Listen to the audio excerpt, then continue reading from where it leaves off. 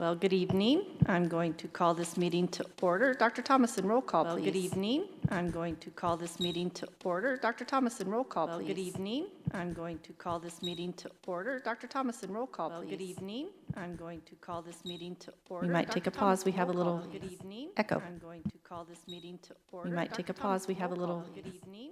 President Kaler, members of the board, please let the record show we have all 5 board members present tonight. Thank you very much. Okay, we're going to have a moment of silence, hopefully, followed by the Pledge of Allegiance.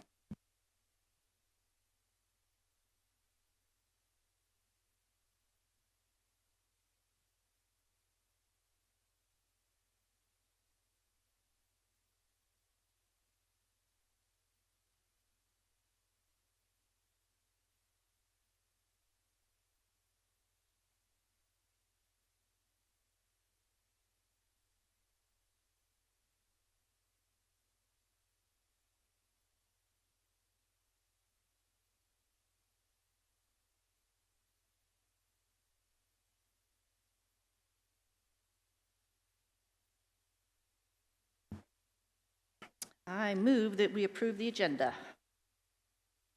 Second. Any questions? All those in favor? Aye. Aye. Motion carries 5-0. Upcoming events. Dr. Thomason, Superintendent's report. President Kaler, members of the board, we are still in the throes of COVID, so there's not a whole lot of exciting things coming up. But we do have 2 board meetings, and in the month of August, on Wednesday, August 12th, we'll have a board meeting right here at 5 p.m. And then on Wednesday, August 26th, we'll also have another board meeting right here at 5 p.m. So with that, that is all we have coming up at this time for the month of August. Thank you for that. Usually it's a big kickoff to the beginning of the year, so it is sad to see. Okay, board comments. Does anybody have some comments? Mrs. Wilson. I just want to thank everyone who has emailed us in the last few days, especially today. I have been reading them up until around 4 o'clock, so if you emailed after that, I'm sorry. But I do want to thank you all because I know you're all watching this board meeting and trying to figure out how we're going to open school. Also, thank you to all of our teachers, admin, and staff, especially those at the district office who did a little different kickoff this year. Back to school, especially Darlene, or Mrs. Reach, who made us awesome shirts and worked on our awesome shirts. But just thank you, because I know this isn't the year that we thought it was going to be, the kickoff we thought it was going to be. So building that plane while we're flying it has really taken part. So thank you. Anyone else? I agree. It was a strange kickoff, back to school. My kids are doing great, had a lot of great things to say about being online. So, and I have gotten a lot of feedback from social media that I've sent in. And also, yes, we have received a lot of emails today, and we are reading them all, I promise, even if we don't respond to each one of them. This afternoon, I know we received quite a few, so. All right, we are going to go on to 5.0. I move that we approve the consent agenda items. Questions, comments, or concerns? Mrs. Reese. I just wanted to briefly go over what I was able to meet with Dr. Thomason and Mr. Holland regarding some expensive vouchers, and I just wanted to kind of go over that real quick with the board. I don't know if other board members, I know it came to us in questions regarding our renewal of our insurance. Last April, the board approved to go with the Mahoney Group. What was brought to the board was a cost of $904,000. Speaking with Mr. Holland and Dr. Thomason and Dr. Foley today, there was a clerical error in that, and the actual cost was $945,000.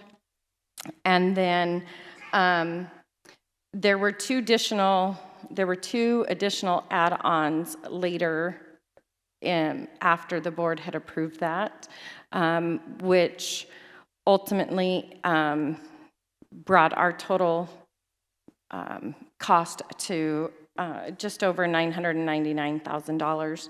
So the voucher we have, that is for a renewal of $1,077,000. In all actuality, for me, it's not as great of an increase as I thought it was based on what was presented to the board and what we approved back in April, but there was 2 additional add-ons throughout the year that just came to us in vouchers, and the board wasn't made aware specifically of those additional items. So for me, the increase after learning this is nominal. I was concerned initially. And Dr. Thomason, Dr. Foley, Mr. Holland, we discussed that we perhaps need a change in our policy and process there. So I know that they've both made notes of that. So there will be time for that to come back for the board to discuss what kind of process, practice, and policy that we would want for the future in that, because that was a large increase from what I knew, and so I was concerned about that. But I wanted to share with the rest of the board that that was literally information we just discussed. My other question, and hopefully Dr. Fowler, I know we did send some questions. We have vouchers on here for furniture for our student unions. You were able to respond and let us know that this is a down payment.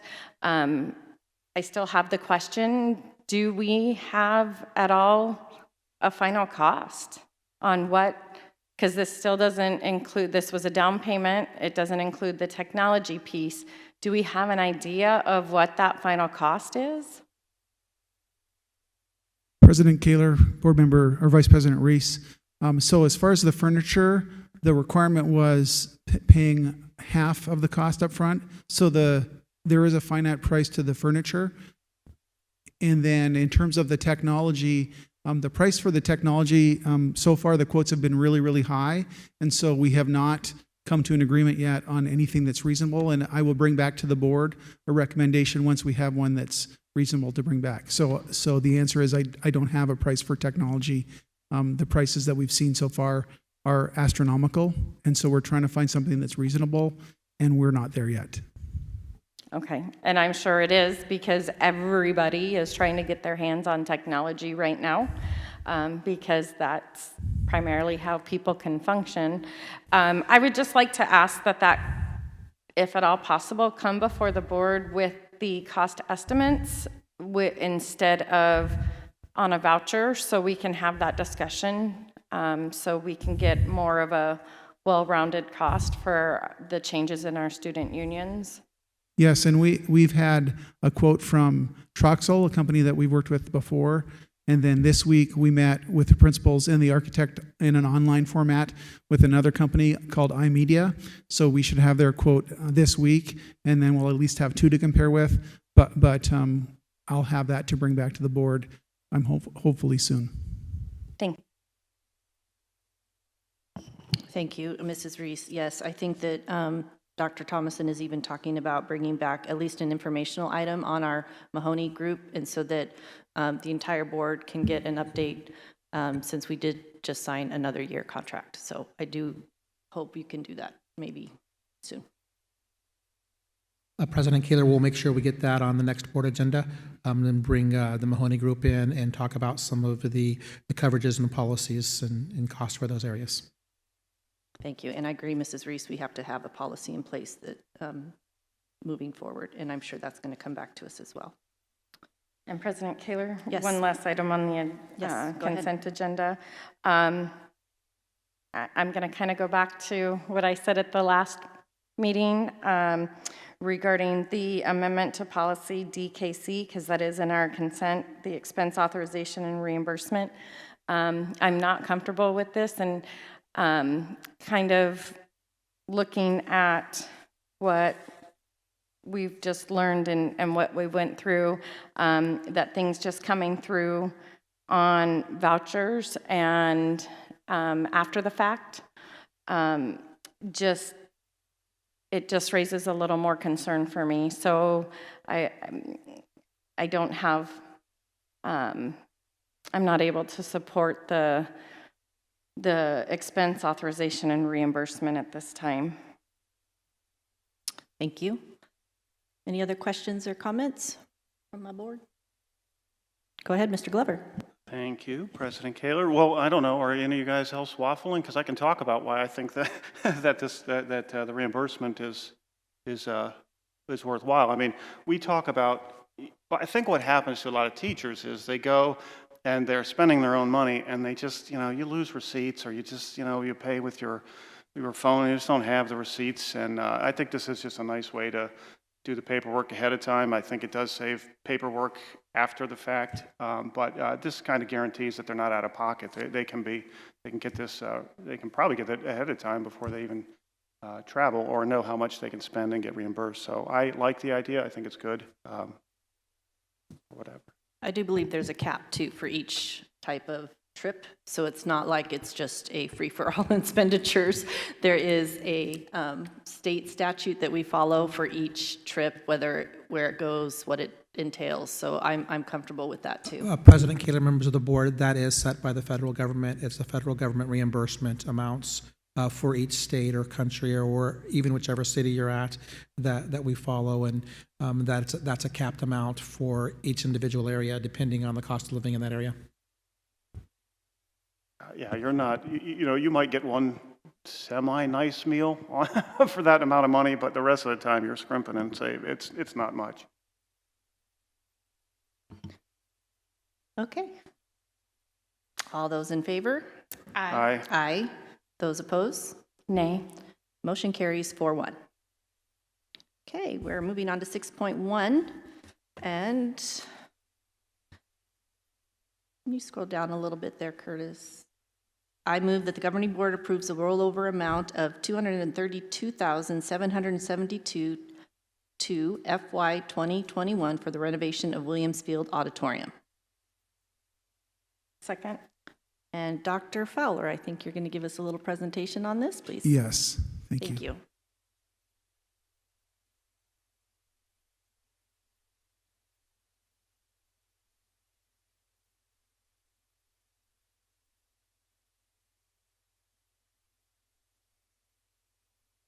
President Kaler, members of the board, I'm bringing forward this item tonight regarding the ongoing renovation at the Williams Auditorium. It was brought to my attention yesterday that the board was not aware of this project. I apologize for that, but I'm bringing forward those details tonight, and then I'll answer any questions. So, beginning with the auditorium, we've had some ongoing discussions. There's been issues with the auditorium for many years. It does go back to issues related to construction at the campus that I don't need to spend a lot of time on. I know the board is well aware of the ongoing issues we've had. But most recently, this past fall, we had some discussions with faculty, some key faculty members and administration about some concerns and the need to make some upgrades at the media center, the auditorium at Williams Field. And so we did reach out to some vendors and specifically got some quotes on details related to needs in the auditorium, and they were really classified into three major areas. That would be the lighting, the flooring, and the curtain replacing. The curtains, including the cyclorama, for those, and I wasn't aware of what a cyclorama was before my experience at a school. It's the blank sort of white kind of canvas that's at the back of the stage, and it's very critical to theater operations because they project the light on there, and if you have one that is in disrepair, it really impacts the ability of what they're able to do in the auditorium. And the one at Williams Field over the years had really was in bad shape, and one of the lights had left on and it actually had a hole in it, and so it was really in need of repair. And so when we reached out to these different companies and got the quotes, we felt that the prices were high, and a lot of them, it was the general contractor that was going to be making some profit, and the decision as a group we talked about was reaching out specifically to vendors that we knew to get prices for replacement, and those came down to, for lighting, Urban Energy, and I included some pictures. Much of the house lighting at the auditorium in Williams Field was not working properly and was very inefficient lighting. And so they are more than 3/4 of the way. I believe they're just on their last bank of lights in there. And so that was something that was a critical need. And you have some pictures there. You can see that work is getting close to complete. They're just on that last bank of lights that's closest to the stage over the auditorium area. So Urban Energy is a company that we have worked with in the past and felt very comfortable with them.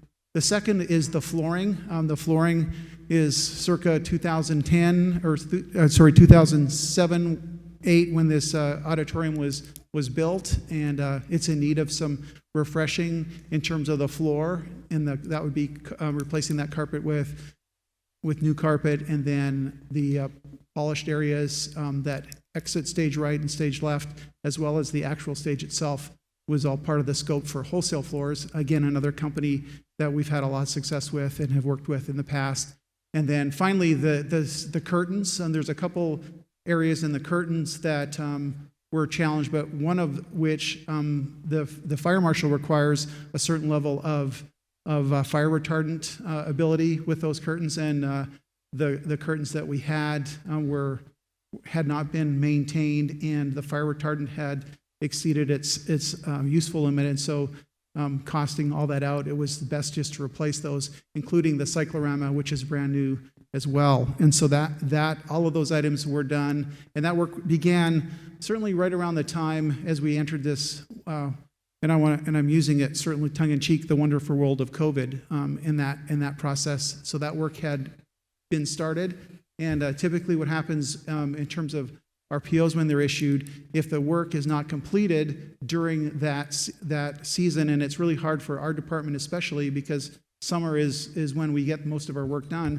Well, the fiscal year ends on June the 30th, and the new year begins on July 1st, and it's often very difficult to complete projects before June 30th. And so typically what happens then, a PO is issued prior to the June 30th deadline, and then what is paid out in the previous fiscal year, and then those items that aren't completed are rolled over and then paid out in the new year. And in the example that's listed there, you can see that only the lighting portion was completed. Part of the lighting portion was completed during the last fiscal year, and the remaining lighting is in process. And then the flooring, well, the curtains were just recently done. Again, that happened this fiscal year, so that payout would be coming in this fiscal year. And then the flooring was the last thing to occur, and that is the last item to happen. And so that flooring can't happen until the lighting is complete. And so I will answer any questions that the board may have regarding this item. President Kaler, members of the board. I'm intimately familiar with this project in a couple of different areas because we did have some life and safety issues within the auditorium for both lighting and for the curtain that was in the building. The floor lighting for the theater where the steps go up, that was completely out and was not working. And some of the emergency lighting too in schools, when you turn all the lights off, there should be an emergency lighting that's on in one corner of the room. Some of that was burned out and taken. Needed to be replaced in that aspect too. So we thought with repairing all the life and safety issues, it was time for a nice refresh and upgrade for the auditorium also. So we completed everything all at once since they were already going to be there for the projects that needed to be taken care of for life and safety. It was actually to the point where the Gilbert Fire Department said that the curtain needed to be removed from the auditorium because of the fire retardant that had not been replaced for so many years. And also with the curtain, there had been a fire in the auditorium prior, and about a foot and a half of that curtain was cut off to utilize still the same curtain and save money, but it was also not a great opportunity for theater projects and band and orchestra projects that were on the stage too. So replacing that at the same time just seemed to make sense. Thank you.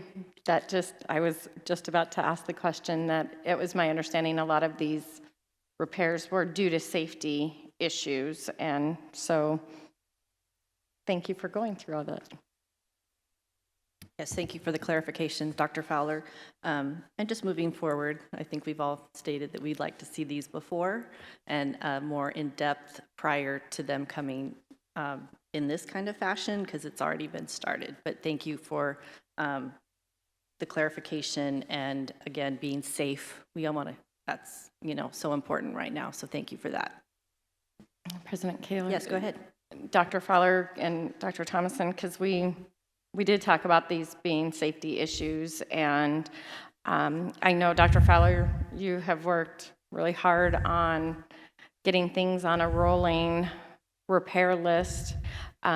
Will these things now be added to that so that we are looking at that lighting and we're looking at the curtains, not at, both of our auditoriums, and not getting to the point where, like you said, the fire marshal says, yeah, you can't even have this because it's just not safe.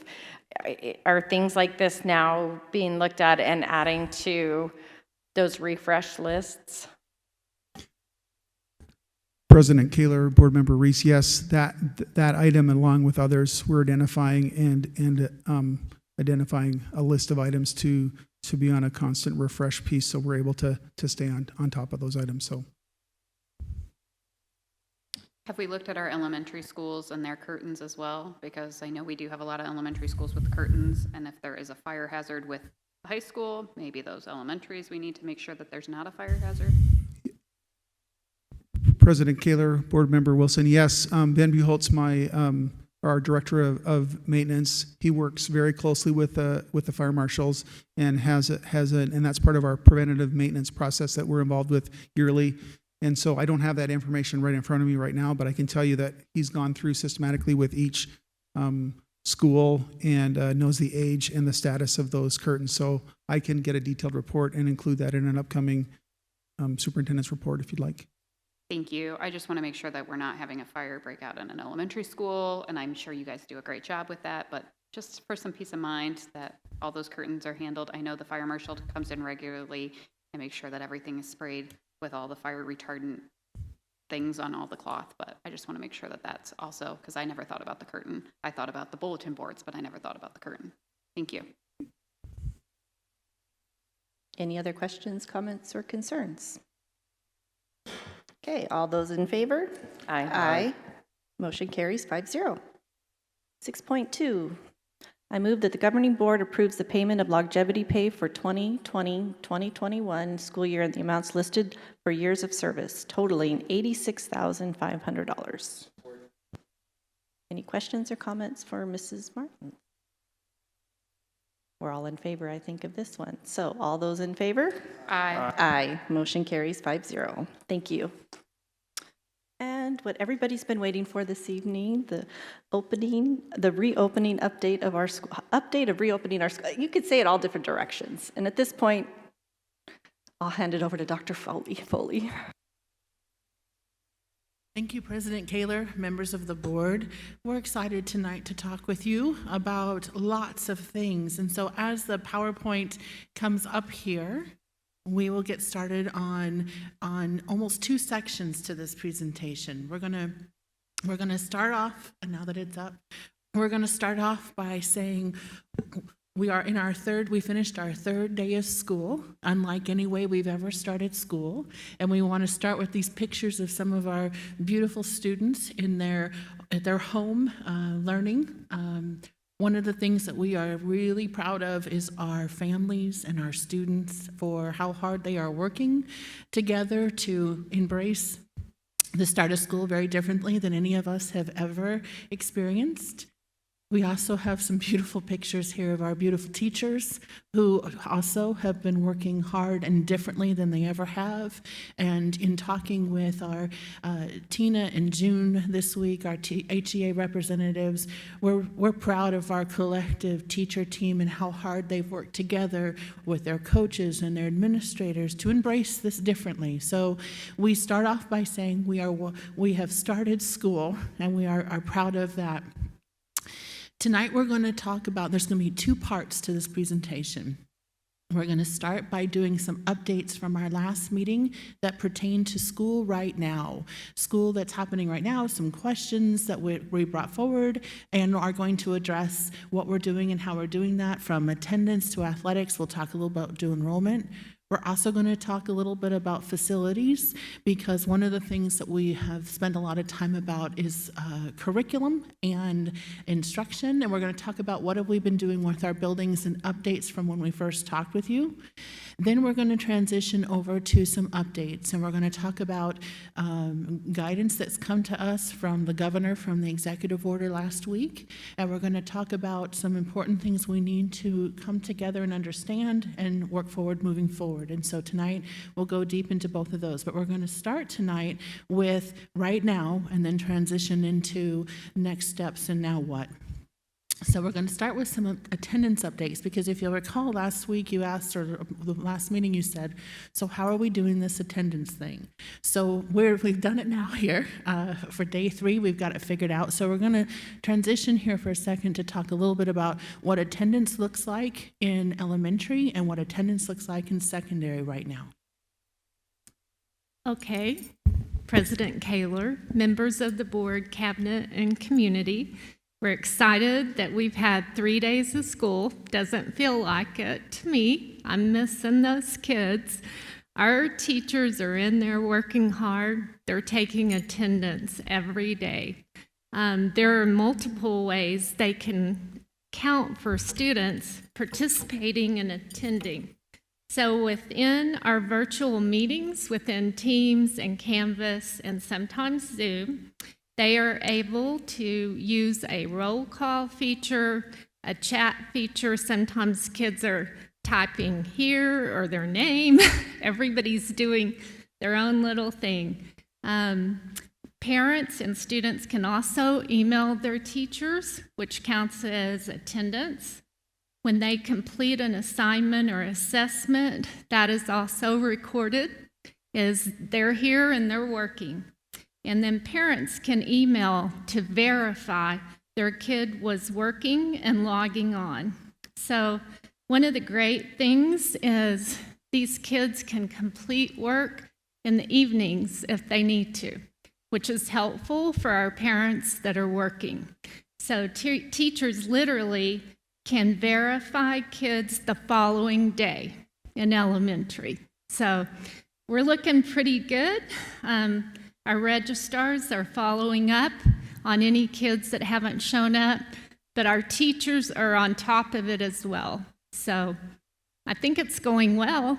It's a new process, so it'll get better. You had a chance today in our questions we had provided with you where we were just in the first few days, and so you can see that attendance confirmation connection with our students' anticipated enrollment has been very, very high, which is a very positive sign. At the secondary level, attendance looks a little different. President Kaler, members of the board. So when at the secondary level, the ability for a student to be counted present, we're taking attendance every period. And the same rules apply as the elementary does. But what we're doing a little bit differently is that at 5 o'clock every night, we're sending out an email to parents if a student was unverified in any one of the different class periods that they were supposed to be at. Now, we understand that kids do this school at any time, and the idea is not to say, hey, why weren't you there? It is really a means of communication that says, we noticed you weren't there today. In order to be accounted present, please just respond to us that you have worked. And then our registrars and our attendance people then are able to count them as present if we get that email response. So we've been able to automate that system. And so that email goes out at 5 o'clock every night. And what we do is we ask them to just send us an email. We created 4 different email accounts that literally say, WF attendance for Williams Field and SMS attendance. And so they can just send an email that verifies that their student has been able to work at any different time during the day. And so that's just a little bit different process. We're trying to do that. No, we're not trying. We do that every day at 5 o'clock from the attendance during that time. And I think this would be a great time to mention that it was above 90% for our community members. And honestly, I was not expecting it that high, and I was really impressed with our registrars and our teachers for getting that number. Dr. Foley, do you know what the actual numbers? I know it was above 90, but I don't have that email pulled up. Passive. Okay. exact I'm like, I numbers. know it was above 90. I think it was even higher than 90. I think it We was were- 98-ish%. We're between 99 to the lowest being 96.6%. So you can see here, unless I missed a lower number, that we have gotten, our families and our teachers and students are connecting with each other. And we're talking about handfuls of students that we are still making connections with. I think it's just important for our community to know that we are educating kids and they are coming, because that was a problem in the spring and it seems like they're coming. So thank you. Mr. Lotzenheiser, tell me about how we do this attendance on our Wednesdays, please. So on a Wednesday, because we have open office hours, that we are not required to do attendance because we're not having that time where they're meeting directly with their kids. So on Wednesdays, we will not be recording the attendance. So the attendance will be Monday, Tuesday, Thursday, Friday. But we still have 180 days of school, so it still counts, Wednesday counts as a school day? It's Wednesday still does count. So as is a it school like day. a remote learning kind of attendance? that How is- are we? Sorry. I was No, is cutting that you how off we're there. wording it? I just want to make sure that we're getting those all 180 days in. Yes, and it's called remote learning is the code that we're able to use within the system, within the Synergy system. So the next slide is actually an example of what this attendance letter looks like. This was built before we had the exact emails put into it. But the nice part is one email goes out from the district and it includes all 4 schools. And so parents can just respond to that from the secondary level. So I know you guys had a lot of questions last time about athletics. So I'd like to give you an update of where we are in terms of athletics. With the governor's announcement last week, immediately after that, the AIA came out. This is their Twitter post, but at the same time, this was an announcement that's saying because there was not a change into the start of the in-school day, that August 17th is still the first date of practice. So they have not changed any of their guidelines of going forward. So we're going to continue with the plan that we had put in place. Once again, we have a group of the high school athletic directors, principals, and myself that are monitoring this situation, meeting weekly to determine whether we go on to the next stages and moving forward into what it looks like for our athletics and activities. And so right now, this is a tentative timeline that we are looking at. You can see that this week we are considered at stage 2. Following the process and procedures that were developed at the beginning of the summer, after 2 weeks, we would be moving into a stage 3. Well, this would be our second week in stage 2. So we would move into stage 3 on next Monday, and then would be at stage 3 for 2 weeks. And then the week of August 17th, when the AI says that resumption of full in-season practices begin, that's when we would allow that to happen. Right now, the tentative start date for competitions is the week of September 7th. I do want to say there's a caveat. The AIA has sent out a survey to all schools within the state. It's due on the 31st. All schools are providing guidance back, and we're expecting that AIA will be providing some other guidance for us. We don't know what that guidance will be yet. As soon as we get that guidance, we will reevaluate and see what happens. There's a lot of questions on our seasons being moved back, or are we even having seasons? A lot of those different questions. As of right now, they have not changed what their stance is. If they do change their stance, we will resume our committee to look at what our next steps were, and we'll be able to communicate that to you once we have that information. So who makes the decision in reference to moving from one stage to the next? So it's the committee or the group that we have together. It's the athletic directors, the principals, and myself have been the group that have met. We are using the metrics about what's happening on our campuses, and that's actually what the next slide is in terms of taking a look at, do we have contact or incidents about what's happening? So are you looking at the statistics by zip code of our schools that come into our area as far as what's happening in our community? We are getting a daily update on that from the community as well. Sure, you know what? I think that, as we talk about these things, I just looked today and I looked at our zip codes and the zip codes that come into our schools. And as far as the numbers, as of today, it's 3,538 reported cases in our school district. So I hope we're watching these numbers and not just, okay, because this is important. This is here, okay? It's not somebody else's problem. It's our concern, okay? Please watch. Yes, we will. If you take a look at, these were the 2 different high schools, and the number of participants It seems really high because a student who attends all 5 days is counted 5 times. So this is really the daily attendance. So we don't have 212 coaches. That's, I should say it's sessions. And so some of our camps and clinics only went 4 days, some went 5 days, some only went 2 days. But that's just the total numbers. You'll see that we did have an incident where, due to our health screening protocols, one student on one of the campuses was sent home. And so this is something that we're really working on with our athletic directors and our coaches and being very diligent about it, including the taking of temperatures every time that a student comes to a practice or a camp. And we are recording that and tracking that through the athletic directors and through the schools. Can I just ask a quick question on Sure. that? So this was last week, Correct. and we know that with COVID that there's an incubation period and things like that. So with the kids returning to school this week, how are we following up with the kids that attended these camps to ensure that no one's sick this week? So the idea of the camp is almost an ongoing process.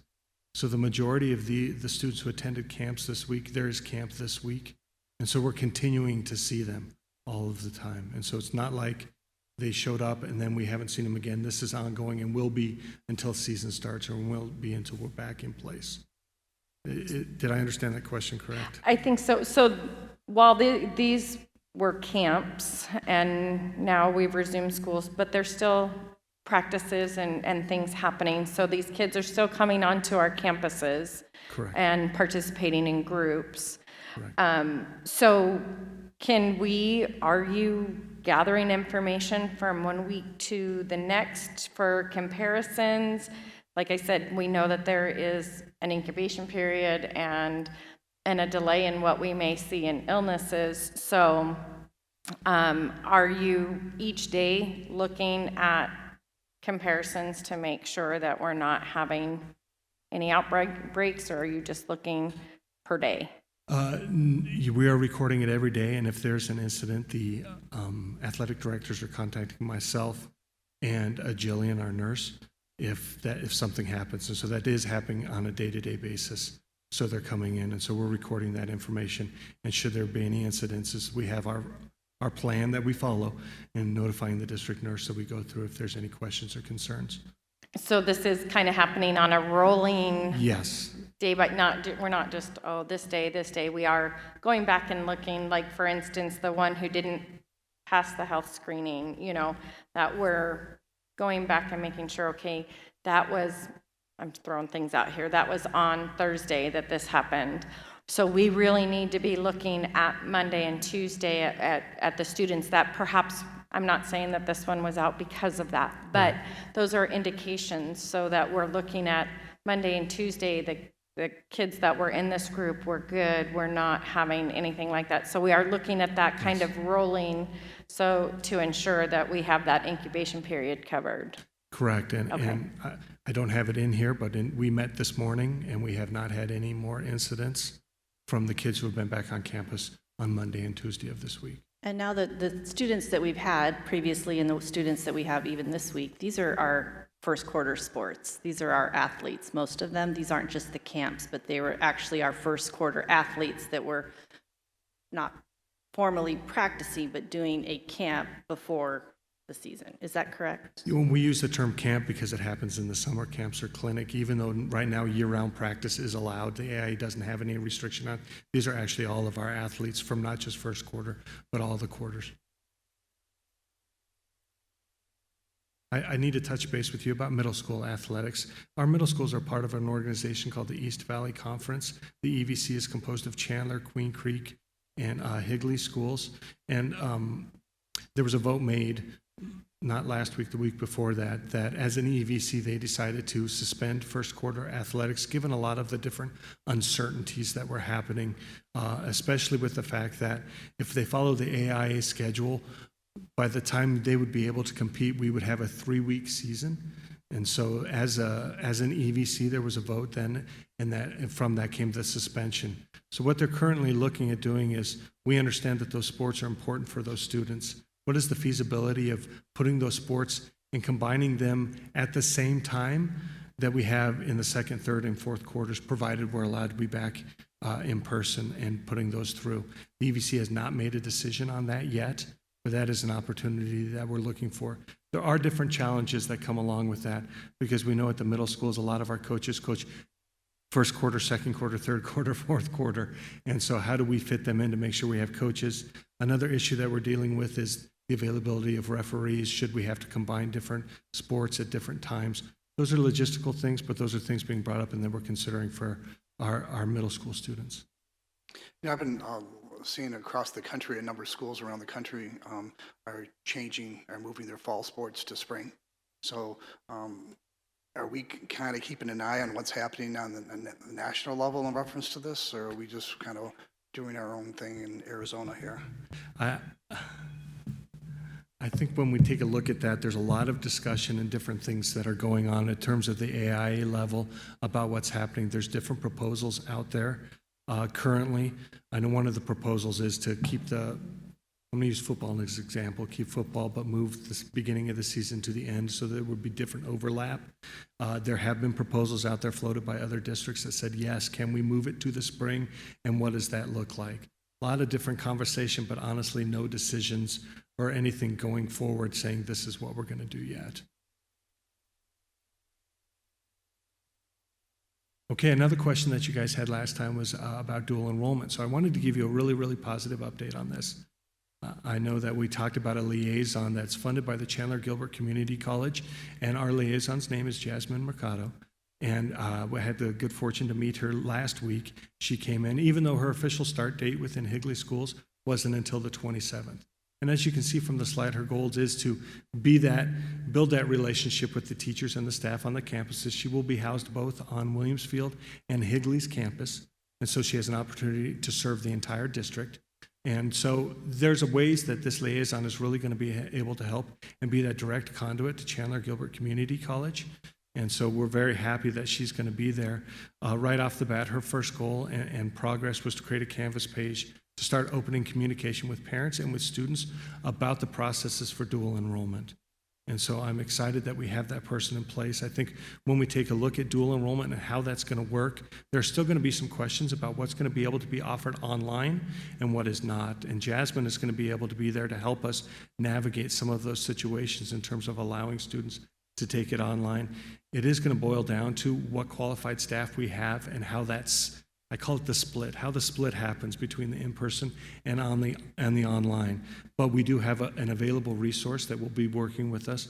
Mr. Craig Pearson is also the lead at the district who's working with the dual credit and working with Jasmine in the high schools to help streamline that process. I know from experience, one of the hard things as a parent sometimes is when you do this enrollment period right here at the beginning of the school year, making sure that everything is good, and then we have communication with our parents, and we're excited to have her on board and to be help out with dual enrollment. Will we be seeing an email as a parent? Will you be seeing an email from her going out, or will it just come from the school staff? How does that normally work? As of right now, I believe it's coming from the school staff until we can truly have that built in and to go forward. I know that the enrollment typically starts around August 4th and goes into September, so we have about a month where we have kids to be able to enroll. And I think that parents want to know how we can be able to do that and communicate with that. And I think there's still a lot more questions, unfortunately, that we can't answer yet, but we will be discussing those options.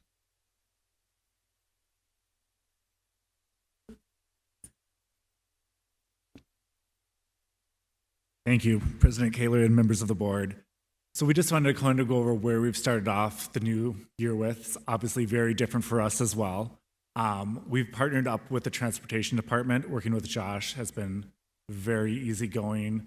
His team has definitely been able to help us provide food. We are currently providing food at all 13 locations. So we're at each school, we are offering food between the hours of 7 a.m. and 1 p.m. for any of the parents or the children to pick up their meals. We're also doing 24 different bus stops, so that nobody has to cross any major highway to get the food. We did that based on just overall where students lived according to some of the demographics they had through Transportation Department. The pricing is not free like it used to be, so it is definitely a little different than we did the summer program. For the summer program, no matter whether you're a member of the Higley School District, as long as you lived here, you could get the food. Now it is the regular price food. So if you qualify for free or reduced, or the pay amount is how you're doing it. We've definitely seen some drastic numbers changes. We are currently averaging about 100 breakfasts and lunches per day versus the thousands we were seeing over the summer program. Monday was our first day. We did 132 lunches, 127 breakfasts. Yesterday was 96 lunches and 94 breakfasts. Today was 103 lunches and 96 breakfasts, so a little bit more. We know it's going to take some time to get the word back out there. We're also trying to figure out what we can do to try to get more food into kids' hands. We have got some great feedback from the parents who are using the program. They're very excited about it. We're looking at which bus stops and which schools are handing out more food, and for the bus stops, we've definitely noticed a big difference. I mean, of our bus stops, 2 of them count for like 80% of the 24 for handing out food. So there's definitely a little variation, and we're not seeing as many free as we were hoping for. But as far as we're concerned, we're just happy that we're able to provide food for everybody that we can at this point. If we saw that, we did send out both letters and emails out to all parents. Josh worked really hard on that as well. He added maps with the letters. We actually put the closest location, whether it was a bus stop or the school. In addition, for safety reasons, we now have added student ID cards. So we're scanning everybody's ID rather than having them do typically we'd have a keypad. This way nobody's touching anything. Most of the parents and students have been really good about their cards. I'd say we're about 70%, so that's not bad because it's new for them. But even if they don't have it with it, we are able to still search their names and things along those lines. There's some technology issues we've been having, but we've been working through that. They're very good about just writing down the information and making sure we give the food to the kid, and we'll, on the back end, we'll take care of that charge because we're not as worried about that as we are to make sure that if they came for the food, that we are serving them the food. Are we able to hand out applications to those parents for the free and reduced lunch at that time or not? Or is that allowed? Are we allowed to hand out applications to a parent? So or yes, is that not allowed? It is allowed. Okay. So there's a couple different things we did now. We did include the link on all the mailing. We do provide it on all the bus routes as well as the schools. We have a stack available for them. So we had some questions about that, and then we've asked, because we've had the transportation people working at all these locations, we've just told them if they ask any questions about it, go ahead and hand them the application. And so they've actually had some turn back in at the sites in the bus stops. So then they return it to us, and we move it forward to Rebecca Cook and stuff. Does anybody in the room know when those applications are due? Because it'll be a new fiscal year, correct? We have that little, at the beginning of the year, we get to use old last year's. Correct. And then we get a new year, correct? Absolutely. Okay. So last year's, I believe, goes through October 6th. It carries through. But as you add on, we can always add on to it. But anybody who was in the program last year automatically stays in it. I believe it's October 6th. It's early October. Even something close would be good. So just as Yes. a reminder to all our community, it is time to maybe you can already start your new application, if I'm correct. That you can start it and get those turned back in, so then we can have you on that program.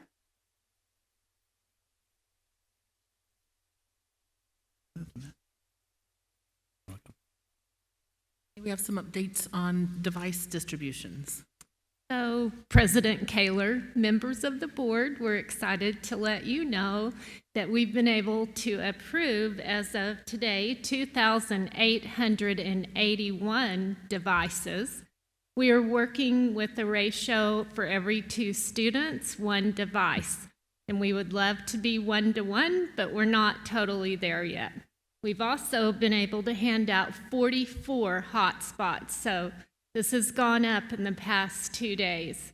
In addition, I'm going to give a shout out to Chantel Perrine, who's our district department secretary for Ed Services. And I can't even tell you how many hours she's put in matching requests to students and families, working with the SPED department to make sure kids with IEPs have what they need, and even families that kids stay with the mom part of the time, dad part of the time. She's worked through that to ensure they have the technology they need. So we're excited about it, and we appreciate your support with all these requests.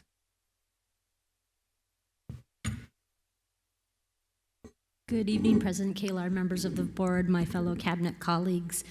Human resources update. So when we were last here, I had talked to you in terms of the communication that we had related to our classified as we were preparing to reopen schools and what that looked like.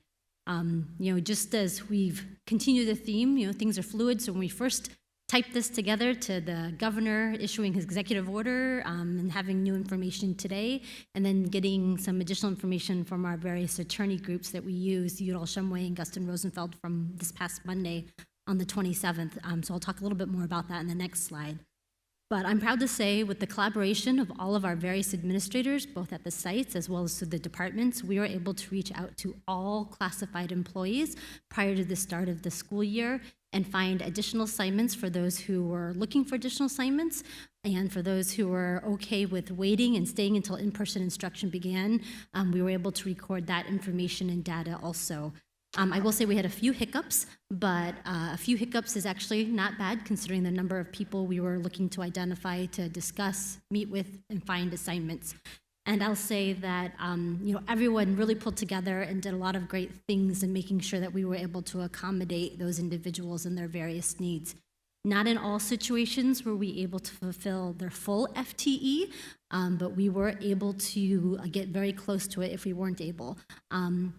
And in some situations, as Ben from Food Services mentioned, we had a lot of transportation employees helping us with the food service, the delivery, the purchasing.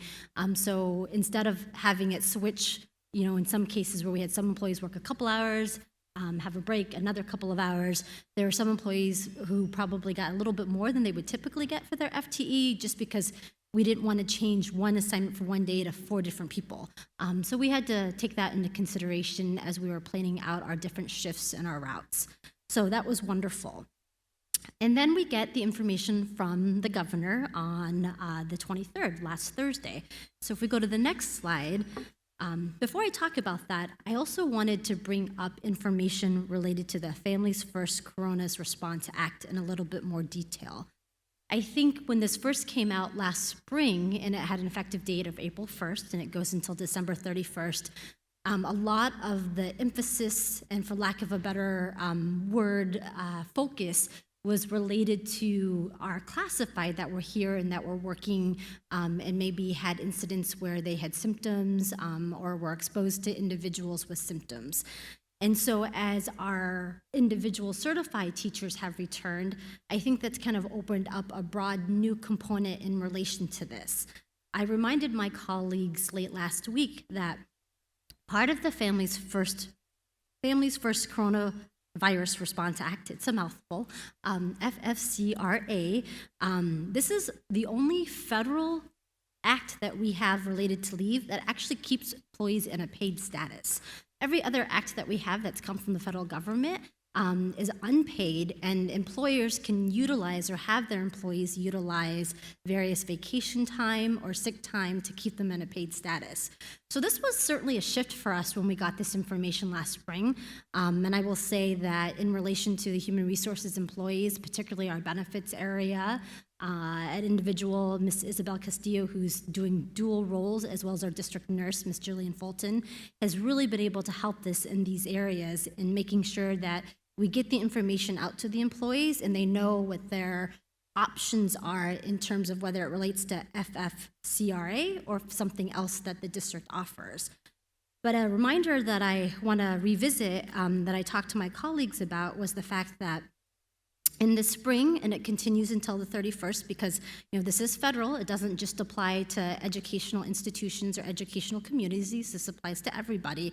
There's a component in there that talks about if your children's schools are not opened or their entities in which you send your children for their childcare is closed, you can utilize this and get paid leave time. It's an expanded Family Medical Leave Act, FMLA.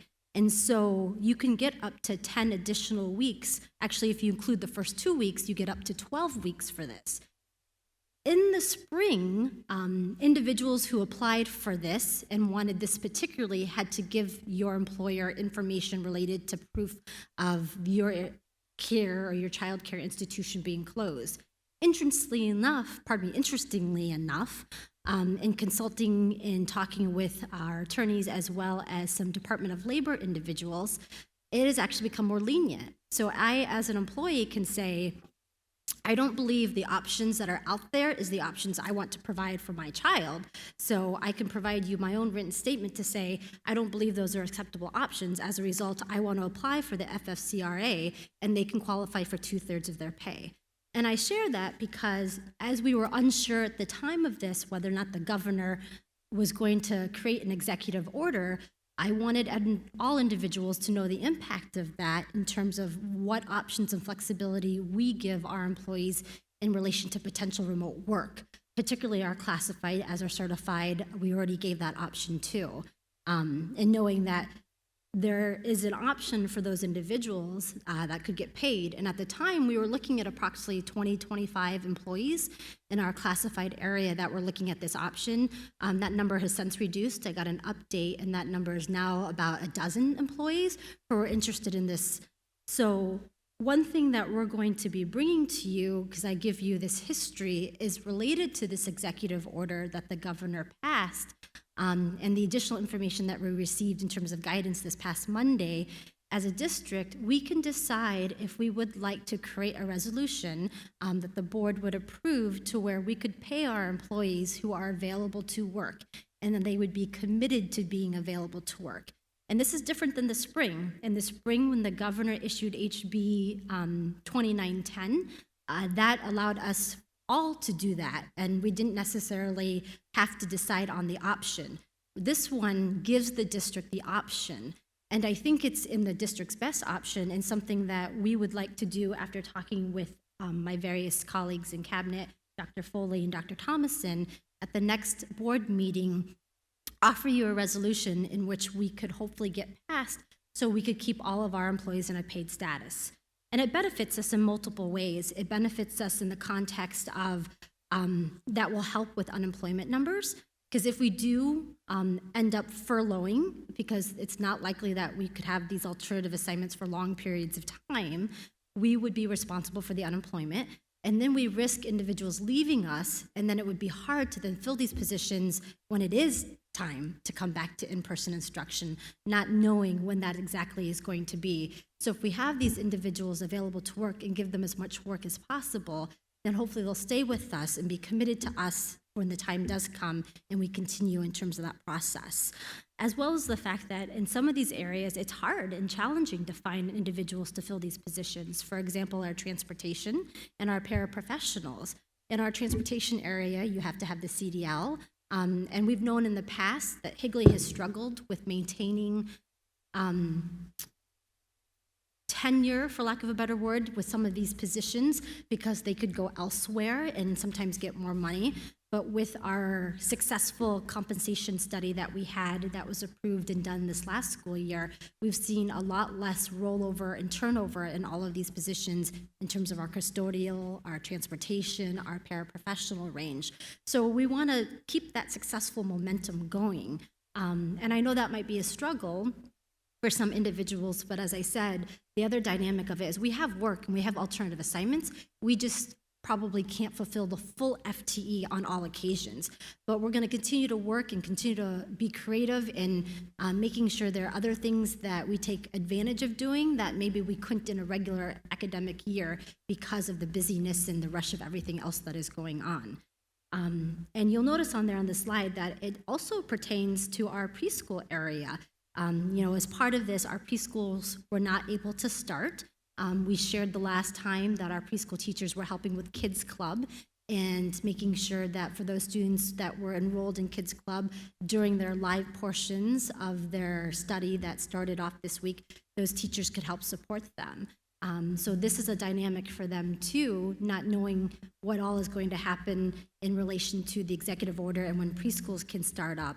And more information was given to the preschools in relation to being able to do developmental preschools, certainly being able to offer services to our children with disabilities, but then also looking at offering them to others because there's a peer modeling that's involved in that. So the guidance that we got goes into more depth, but those are other impacts and considerations that we have too that we want to take into consideration. President Kaler. Mrs. Martins, since we're talking about what we've already covered previously, I was just wondering if you can try and help me understand what communication has been put out to our staff regarding the expectation. I know we talked about the flow charts on if we have positives in staff and things like that. What communication has been put out to our staff on expectations of returning to work and when they can work, when they can't work? Have we done that communication? Last Friday, we sent out additional communication to all of our employees, letting them know, we've been calling it our guidance chart that Jillian Fulton put together when we first started early on, quite a few weeks ago. And it lists in there in regards to if you have symptoms, if you don't have symptoms, if you test positive, if you don't test positive, when you can work, when you can't work, and then to call us right away. And we actually, in the update that we provided the last time, we funneled a lot of the communication through our district nurse, so there'd be one point of contact, particularly as Dr. Thomason had mentioned at the time, because she's been the one that has been in contact with the Arizona Department of Health Services too. And I can confidently sit here and tell you that every week it has changed. Every week we have sent out new information in relation to the guidelines and the exceptions and what has to be taken into consideration. So every week when I'm answering a question, I literally have to pull up the sheet in front of me and make sure I have the right week so I give out the right guidance. Additionally from that, we heard from our administrators, particularly at the site level this past Monday, that employees want to hear more in depth beyond their own illnesses, what would happen if there is a positive case that is not involved with them directly. So I had a conversation with Dr. Foley and Ms. Richards earlier today. So we had these, for lack of a better word, checklist for our administrators. And so we actually are now going to provide that to our administrators to provide to our employees. And we just had to update it and make sure that it had the most recent guidance. And part of my hesitation, I will be transparent, that we didn't hand it out beforehand is because it has changed weekly and making sure people stay up to date. And so we felt in terms of the administrators, they were the best ones to operate with those checklists and have that information readily available. But they're concerned and feeling as though their employees need more information. So we are going to provide that. If I just got the updated sheets probably 30 minutes before this board meeting, so we'll provide that, if not later tonight, tomorrow or Friday. I had to think about what day of the week it was there for a second. I'd just like to share with you, Maricopa Community College has a wonderful manual for their employees, and it's like everything that Reese just said. The first page says if you have a report of a positive, and it's an intense shows, and so you might want to take a look at their manual. It's online, and I think it's important for our staff to have this online for them to refer back to. So just absolutely. No, thank you, Mr. Witovich. We'll make sure to take a look at that and see how that could apply for us. So thank you for that information, Ms. Martins. There's a slight concern out there that I don't know if it's misinformation, miscommunication, that staff members have been told, if you're sick, you come to work until you have a positive. And I'm like, I do not want you at work if you are ill in any fashion, because we have a waiting period on test results and things like that. So multiple teachers and staff communicated that to me today. And so that's why I'm asking, like, what has been out there and what have we communicated to staff directly? What has been communicated to administration? Because I know anyone sitting in this room, anyone in any of our schools would not be okay, and that would not be acceptable for us to say, come to work sick. And I think everyone here, Mr. Glover, can agree, we actually have to reiterate to teachers, do not come to work when you're sick, because it is inherent in a teacher, like, I can get through the day. So when we return to in-person, they're like, oh, I'm not feeling good, I can get through the day.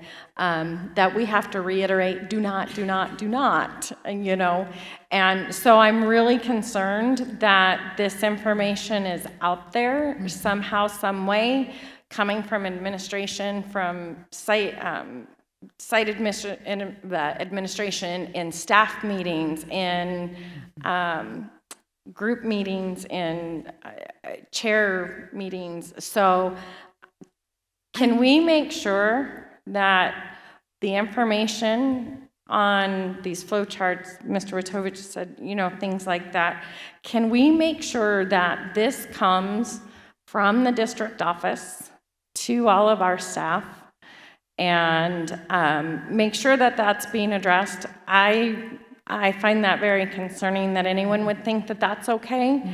I know there's lots of staff members who are very concerned and upset that that would be our expectation. And I reiterated that would not be okay. That would not be our expectation.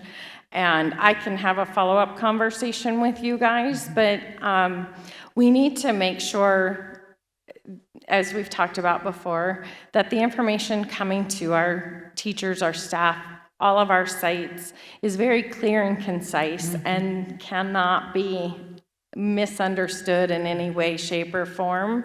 So with those checkpoints, with that checklist, with all of that, if we can make sure that we try and get this out. And I totally understand we have daily updates, sometimes twice a day. I mean, let's just be real. Some things can change from the morning to the afternoon, and I know that there's hesitation to communicate in that aspect.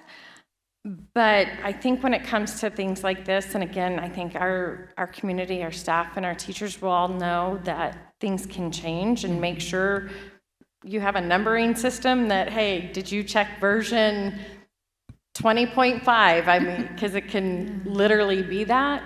But I think when we tend not to communicate at all, then things can be, I don't want to say made up, because that's not what I'm trying to say, but someone may perhaps use their own thought process and communicate what may make sense to them, which may not be reflective of our district. No, thank you, Vice President Reese. If you didn't notice, I had a look of very concerned surprise, because we have sent people home even when they just had a headache. So I'm really surprised that there's a perception that individuals are to come to work when they're sick, and I'll certainly look to my colleagues, but I feel as though we have reiterated on numerous times, if you're sick at all, you stay home.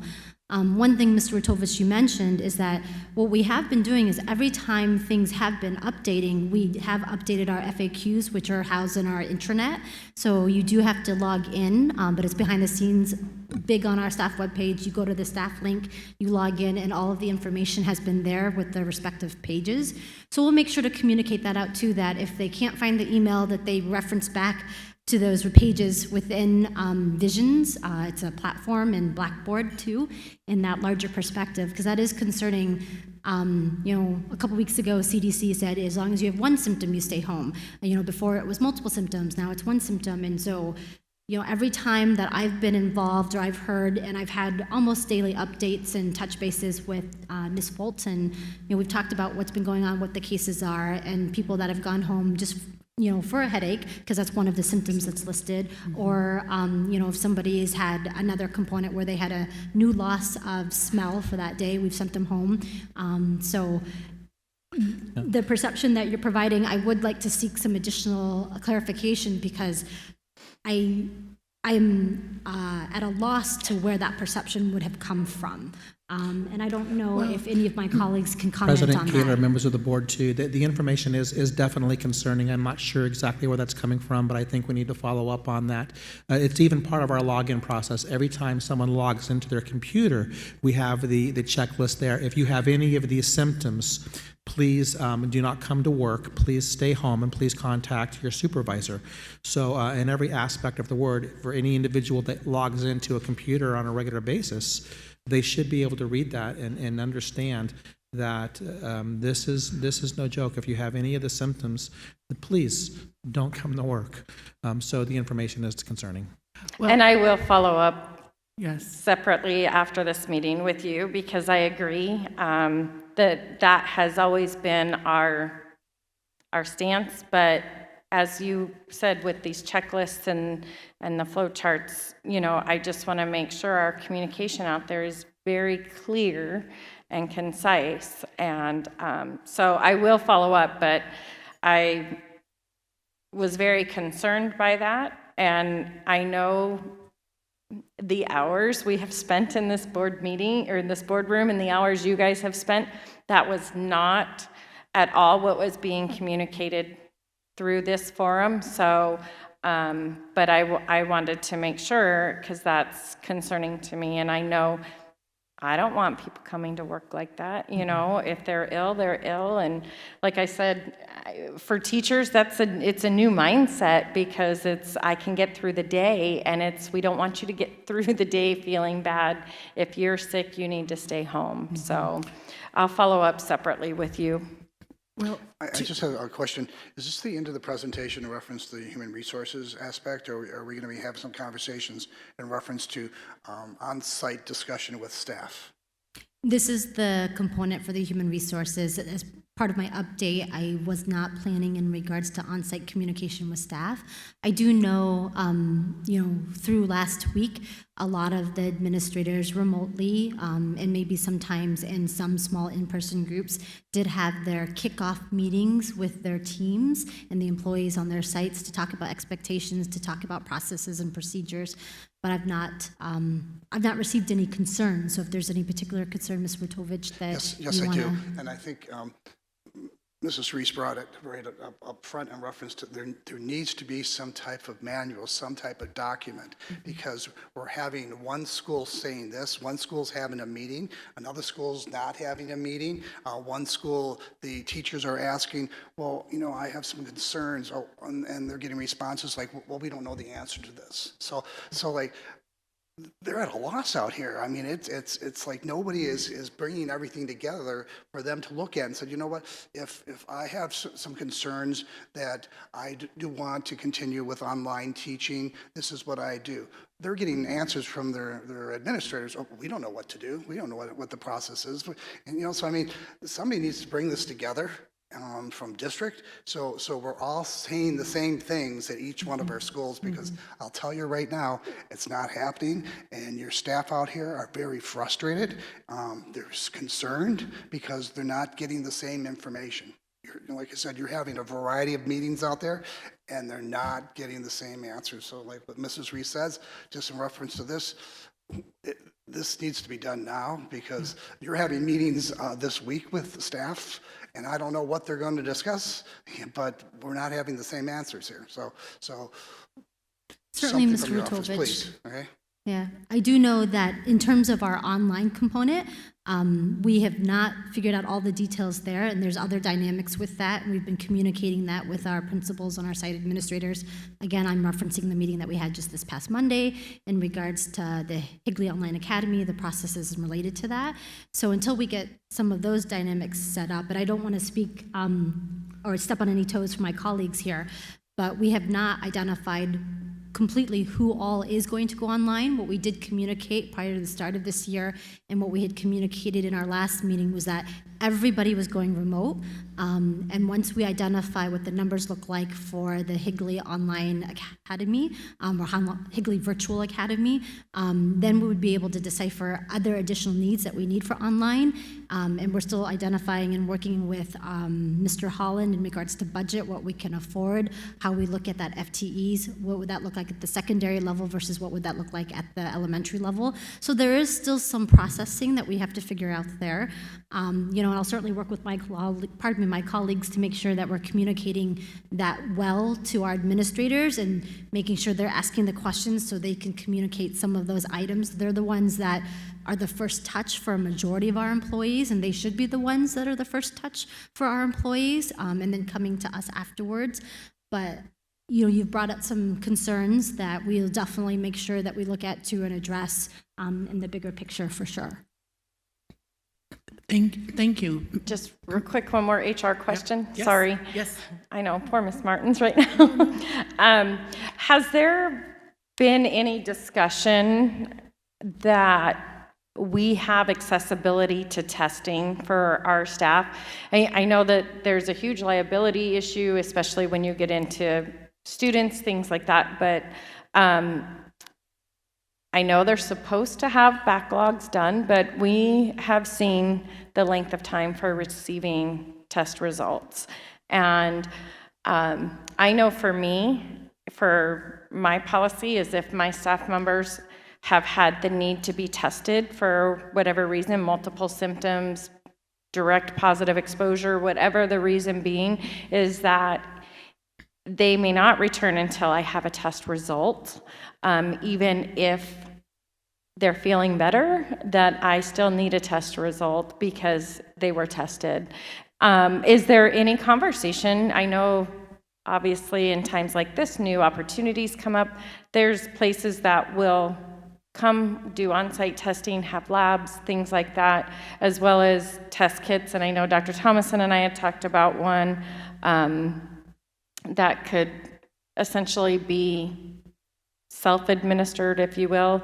Can't verify the accuracy of that or anything, but has there been some conversation that as we move forward, because testing's not going to go away, that's going to be around a long time, just the same as COVID's going to be around a long time. Has there been some discussion to have on-site testing? Vice President Reese, we did look at, Dr. Thomason provided me with the flyer that you had provided him, and we did take a look at that. And as you said, we questioned the validity of it, if that was something that could be done, especially because as we look in the news and what we hear, not only from the news, but what we've heard from Governor Ducey in his press releases and press conferences, as well as our weekly call with the Arizona Department of Health Services, is that there's a shortage of tests. And you are correct. We've had some employees who've gotten tested and they're told that they're not going to get the results for 2 weeks. And then their, for lack of a better word, incubation period has really surpassed. And so according to the guidance, they can come back because they've already waited 14 days since the onset of their symptoms, and they still haven't received their test results back. So there's that dynamic in relation to that. I'll say that we have, to my knowledge, not looked at anything else other than what you had provided, Dr. Thomason, but we can look into that. I'll be honest and say that I think it's going to be hard to do given the shortage that's out there, because some of our employees, what we're hearing back at, when they're having symptoms and they're going to see their doctor and or if they've wanted to go to urgent care, some of them have received information that they will not get tested unless they get a note from their medical care provider who says that they need to be tested. They're just saying wait it out. And others are saying they have to higher priorities. So depending on the nature and severity of your symptoms, they'll allow you to get tested or they won't allow you to get tested. You know, and one thing that Ms. Fulton and I discussed, I don't believe it was last week, I believe it was the week before, was that we had an employee that went to a site and they said, you know, we're not willing to give you another test. You know, and this was when the guidance was you had to have 2 tests in a row, negative 24 hours apart. And they said, we're not giving you another test because it's going to still be in your system, so there's no point to give it to you, and then you're still going to test positive. And so then they came back to us and challenged us, which was very frustrating for us because all the guidance said you had to have 2 negative tests in a row to be able to come back to work. So then in conversations with the Arizona Department of Health Services, they then ended up changing their guidance in regards to when you could come back. So it has been you know, going back to that COVID roller coaster comment I made last week, it has been a roller coaster. We can certainly look into that and more. I'll work with our district nurse so then to see if there's anything she's hearing. We are very fortunate that between our district nurse, Chandler's district nurse, and Gilbert Public Schools district nurse, Arizona Department of Health Services has relied on them quite a bit in regards to conversations, consulting with them and having them draft work. You know, they did share we may not use your work, but they have worked together to draft, and they've been utilizing each other very well in terms of the collaboration and discussing what's happening at your sites. How are you doing this? Is this what you're hearing? This is what I just heard. So that's been helpful for her to have a support system through this roller coaster too. yeah, maybe it's just something we can look into, and through, like you just said, Chandler, Gilbert, Queen Creek, that there are independent companies out there that can do it, not beyond what I provided. There's other independent companies and things like that. We already realize we're going to run into a sub shortage, and we want obviously them to be well when they come to work. But if they are well, but we're waiting on results, that could run into some issues and things like that. And so perhaps there's things out there, and checking with our district nurse and Department of Health Services may obviously be a good option, but maybe that's something that we can look at with multiple districts for services just for school employees. Certainly, and we'll look at the cost and the dynamics of that too. Thank you. I flipped ahead for a second to this HUSD mitigation plan, because I think this is something that will be a tool that addresses the very thing we were just talking about, the issue of communication all being in one same place, and Board Member Witovich, to your point about in a handbook. One of the things that came out this week in the executive order that we're going to be talking about a little bit later is this idea of a requirement of a CDC-aligned mitigation plan. And again, currently the ADE is in the process of giving us a template for every district, and it's kind of built on their pandemic preparation document that came out in March. But one of the things we did in Hinckley that we started this last week, we started on Friday when we read through the governor's orders, we went to the CDC document and took that version as an outline for us to start our own mitigation plan, which compiles, if you will, answers to what do we do when we get sick? What is our process? Where, yes, we have some of that information in FAQs. Yes, we have some of those information in individual documents, but it pulls it all into one document of the mitigation plan. This is still in draft form, but this will be one of the things that we have to have as one of our pieces. And, we're going to talk a little bit later about the governor's executive order with additional benchmarks. One of the things that every institution has to have are these a mitigation plan that works through these things. And I think that this will be one of the things that will really help with our communication and our documentation that we're building and putting together, with links where we can continue to update it. So you don't have to go looking through your FAQs or forms, that you'll go to that part in the mitigation plan. So again, this is in draft form. We've already started compiling all these things. When we get the official template, we'll put it in that format, but we use the CDC's guidance to start compiling that, and I think that'll be helpful. So this may be one of the things you'll see, the draft of this, where obviously this would be an essential component that we would have as part of any communication for returning, but it includes all these processes and would help clarify that. So I think this is one of the things coming and that we're working on and have a draft for, that we can share with you, even a board report to begin. It is still, we're going to have more components added to this, absolutely necessary. But this mitigation plan is a big piece that's part of what we have to have as a district, that kind of came out in that executive order as well. So when we talk about that mitigation plan, also includes what do facilities look like? Because again, we've talked very heavily about curriculum instruction, work. What does the work look like right now? Transitioning into what do facilities look like? What are some improvements or updates have we had since we first talked with you about preparing facilities? And so Dr. Fowler is going to give a few updates on some progress things, and then we're going to transition into, so now what? President Kaler, members of the board, just wanted to update you on some of the things from the support services area. Certainly, this is our motto all the time, but it's heightened in the COVID environment that we're in. Cleanliness and safety of our campuses is of utmost importance, and we want to provide the safest environments possible for staff and students. This summer, we have had additional time to prepare our facilities, and our staff has been engaged in full deep cleaning activities, which is typical district-wide during the summer. We've just had some extra time this year to complete that. In addition, each summer and throughout the year, our staff performs preventative maintenance, and that has been done and continues to happen in the mechanical systems, plumbing, electrical, and air filters. That is always ongoing. As a board, you may recall approving an RFP for water treatment services. The company that was successful in that is called Vantage, and that's for all school districts. That's the closed water loop, the water that feeds our HVAC systems. And so think of the air that you breathe that's converted from that water. That system that's a closed loop is being treated now by this company that's going to increase the efficiency and the quality of that water, which makes our air cleaner.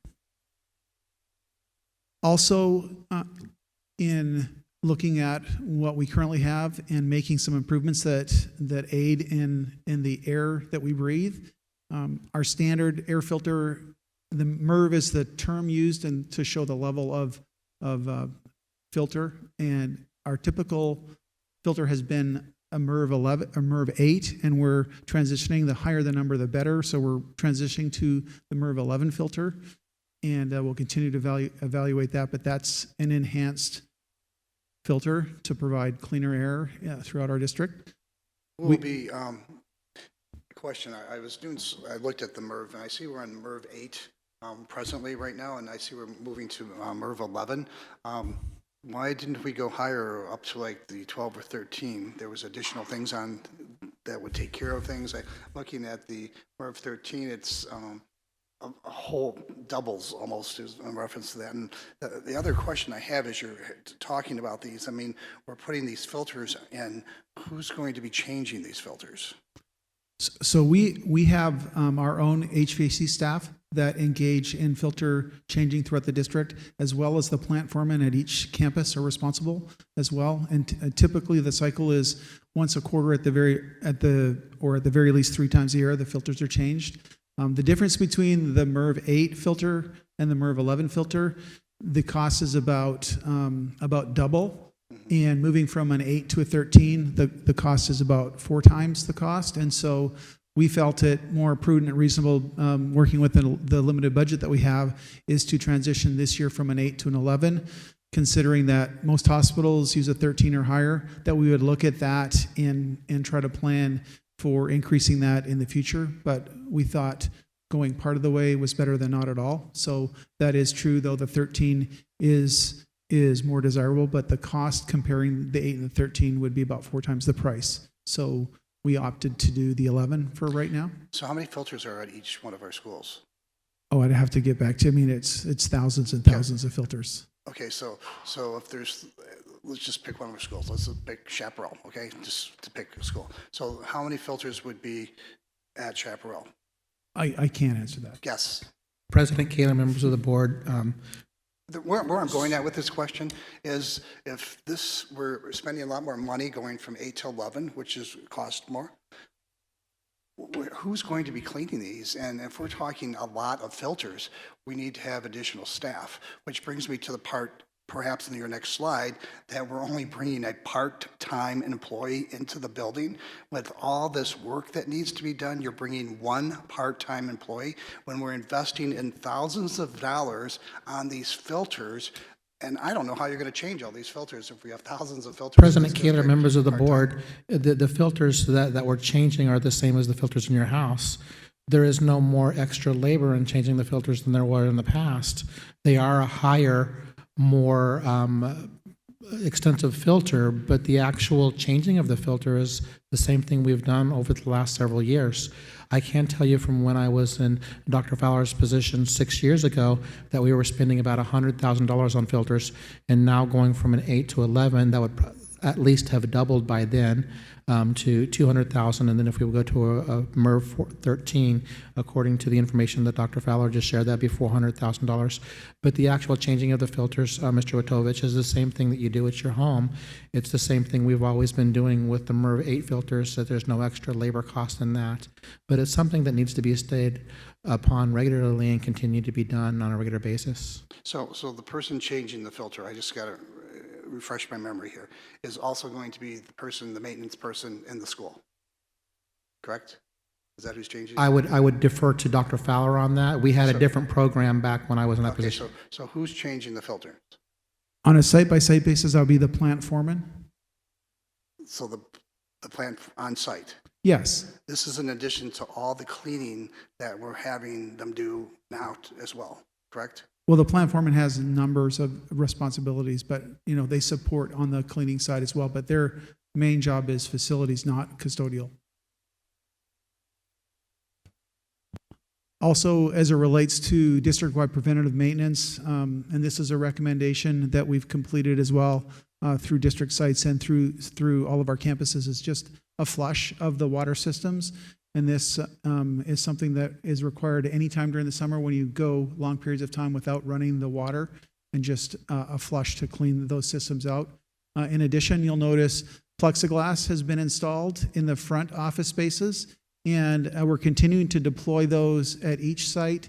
Specifically, we are running into some issues with plexiglass, and I can draw the same analogy as how toilet paper was in March.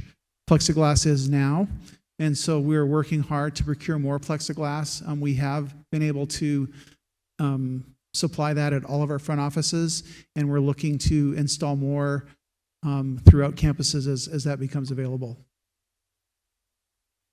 Can we make sure when the plexiglass is installed that it's high enough? Because I've heard from some staff that it's kind of low and people are able to talk over it. So if we could just Yes, yes. I know that there's probably some plexiglass shortage, as you mentioned, and that's probably why we cut it that way, but maybe just that might be a thought to make sure that it's tall enough for the tall people. I don't have that issue, but for other people, they may have that issue. Yes, President Kaler, Board Member Wilson, yes, that those points are well taken. So there's just a picture of the bridges, for example. You can see it's hard with the reflection, but on both windows there's the plexiglass that's hanging down there, and we're looking, you'll find that that's at the very least at each campus at this point in time. Also, I want to just bring a little bit of information regarding a company called McKinstry. The district reached out to McKinstry, and they are an outside agency that has been providing support for maintaining buildings and keeping facilities comfortable and healthy over the years. They performed a free evaluation for our district in the area of indoor air quality, building controls, occupant engagement, also looking at our mechanical systems and our plumbing. And we received a detailed report from them on July the 6th. And I just pulled a few highlights from their report. That Higley is ahead of the curve when it comes to its readiness for student and faculty to return to campuses. They also noted our upgraded air efficiency and our operation of increasing our ventilation is in addition to the improved environment and the equipment.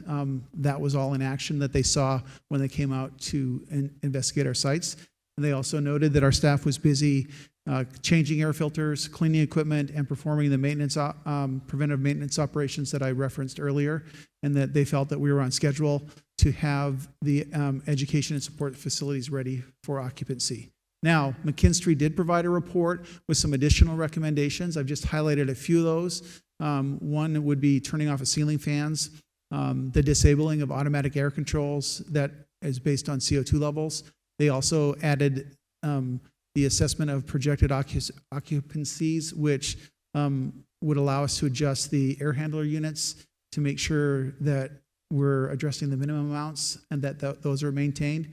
They also suggested the ability to increase humidification in large spaces, and also the opportunity for them to work with us in terms of self-funded energy efficiency improvements. Now, with their recommendations, obviously some of those are things we can do ourselves, but they did provide me an extensive list and a cost associated with that to work with their company. And so I have those documents and am bringing them back at a cabinet level to discuss, and we'll certainly bring recommendations at a future time for the board to consider.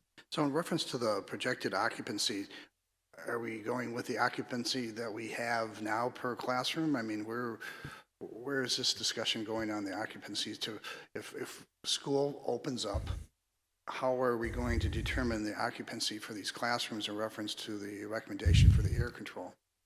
Well, President Kaler, Mr. Matovich, we do have a very already high technologically based air control system, and there's already preset temperatures in each of the classrooms, and they're based on occupancy. And so the load in that particular space has a sensor, and when there's either movement or temperature, that causes that sensor to kick in, and that load depends on how many people are in the classroom, and so it does not kick on as quickly if there's only one person in the classroom.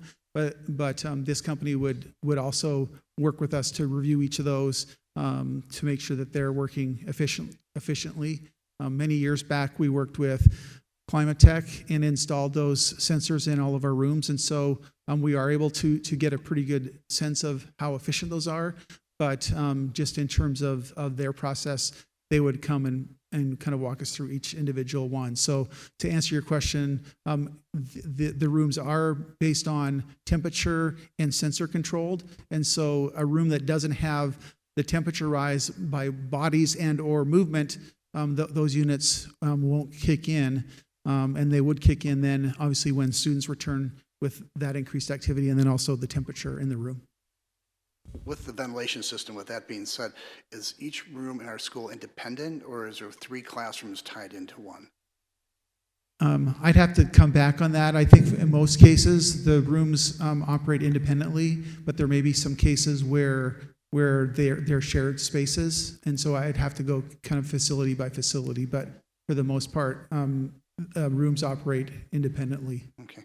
I'd like you to let the board know in reference to, I'd like to see what Sure. those numbers are in reference to how many rooms in our schools are being shared in reference to the air quality in each of the classrooms. I will research that and have a response for you in a superintendent's report update. Just a quick question, Dr. Fowler.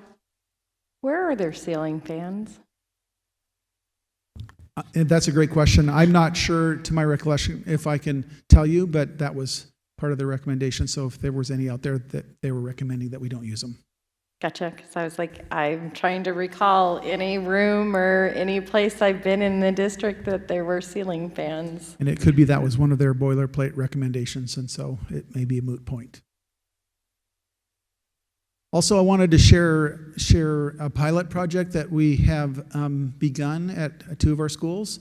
The Global Plasma Solutions is it's a GPS technology, and it generates ions that helps to, in effect, clean the air in those spaces. And we have that deployed right now at 2 of our schools, and we're waiting back for some data to show the benefits of this.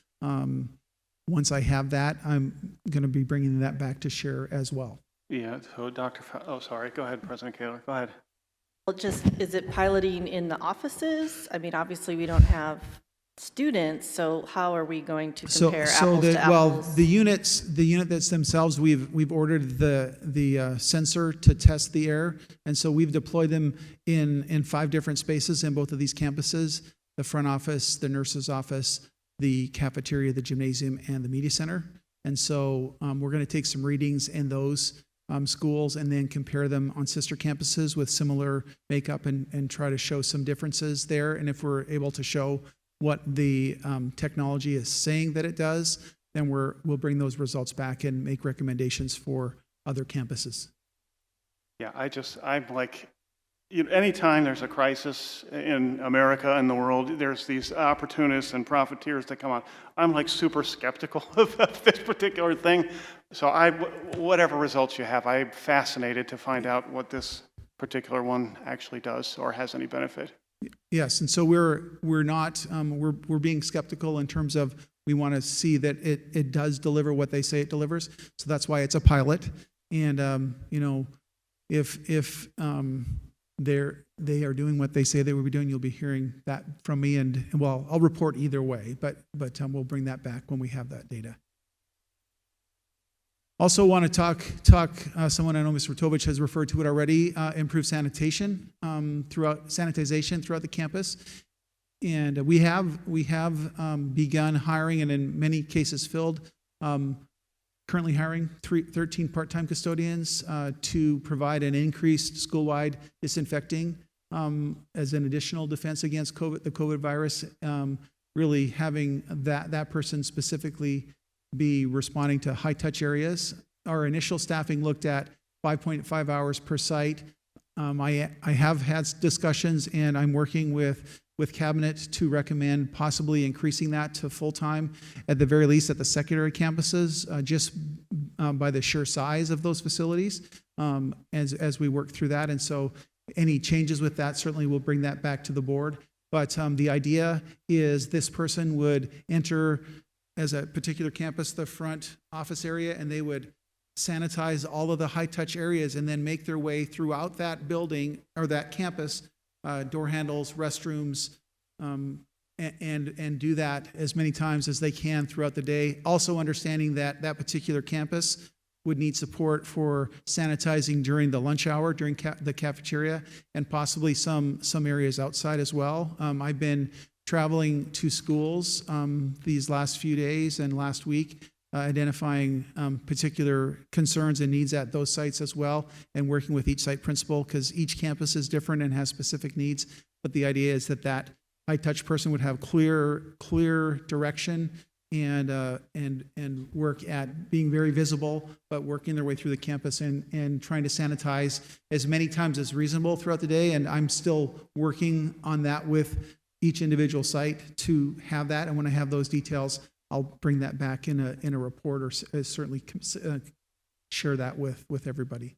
And I don't want to let this moment pass. I know you guys are probably aware, but the idea and the notion that we would pay somebody part-time to be on the very front lines and not give them health care, if I had my way, I would say hire like 5 full-time. They'll be around. But when you have somebody who's working like 20 hours a week, they probably have a job somewhere else, because you can't live in Gilbert on 20 hours a week at $12 an hour. So, a note to our teachers. Sometimes when we give you raises, these are all sacrifices that we have to make in a budget. And if it were me and you asked me, this past year, okay, you don't get a 5% raise, would you take a 4.75 or 4.5 so that every campus could have another full-time custodian, or their secondaries could even have 2? I would say yes. So I'm not going to be around for the budget next year, but maybe that's something that you could discuss with our staff, because someday I think America's going to look back and regret the fact that we got 18-year-old kids feeding us and cleaning up after us, or people for $12 an hour. And I think Higley could do better. I really do, and I hope that we do. So full-time, I would be more in favor of that anyway, and they'll stick around more as well, I think. I agree with Mr. Glover on that, and that's been my questions and for the last couple of board meetings, was the increase in staffing. Of all the things we are asking to maintain these buildings, to make sure our staff and our students are healthy, and to bring a person in part-time is ridiculous. I mean, things are not going to get done. I mean, if we have to, walk the walk or talk whatever that saying goes, I mean, we need to invest in this and get these things cleaned. And my question to you is, okay, you're talking about the doorknobs and things in the hallways. What about the classrooms between classes? Who's even looking at that? I mean, you haven't even talked about that. So who's going to be cleaning, making sure classrooms are picked up in between classes? President Keeler, Board Member Wojtowicz, I'm going to get to that in my presentation as well. Thank you. And so we've also made some specific changes to the daily custodial duties. So honestly, just like our facilities and support services plan, and even our district plan, there's not one person that's going to be able to manage the issue with COVID. It's going to be a team effort, and everybody's going to pick up and work together. And so on our campuses, we already have maintenance staff and custodial staff, and so their duties are also going to change as it relates to addressing this issue. And I'll talk further. Just an example of some of the high-touch areas that we talked about, that as a sample that person will work through. Also, certainly with the increased sanitization needs per site, we'll look at what cleaning is done in the evening and our focus on what that looks like. As far as the classroom, and Mr. Wojtowicz, in response to your question, we have added additional chemicals per class and this is for each teacher in their classroom. A bottle that has the disinfectant. Again, this is provided for teachers for their voluntary use. The CDC actually recommends this in their report per classroom. And so that is a peroxide-based multi-surface cleaner that doesn't require PPE and can be used and sprayed and would kill the norovirus in 45 seconds.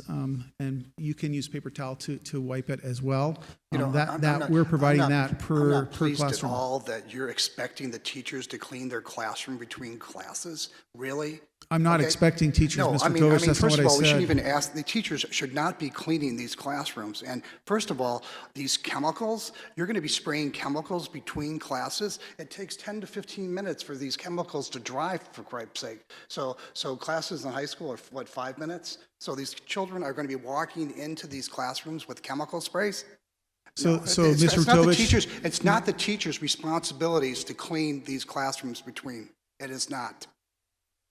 Board Member Kaler. And is there training? Is there any training for this? Are we training the teachers? This is how you're going to spray. This is how you're going to wipe.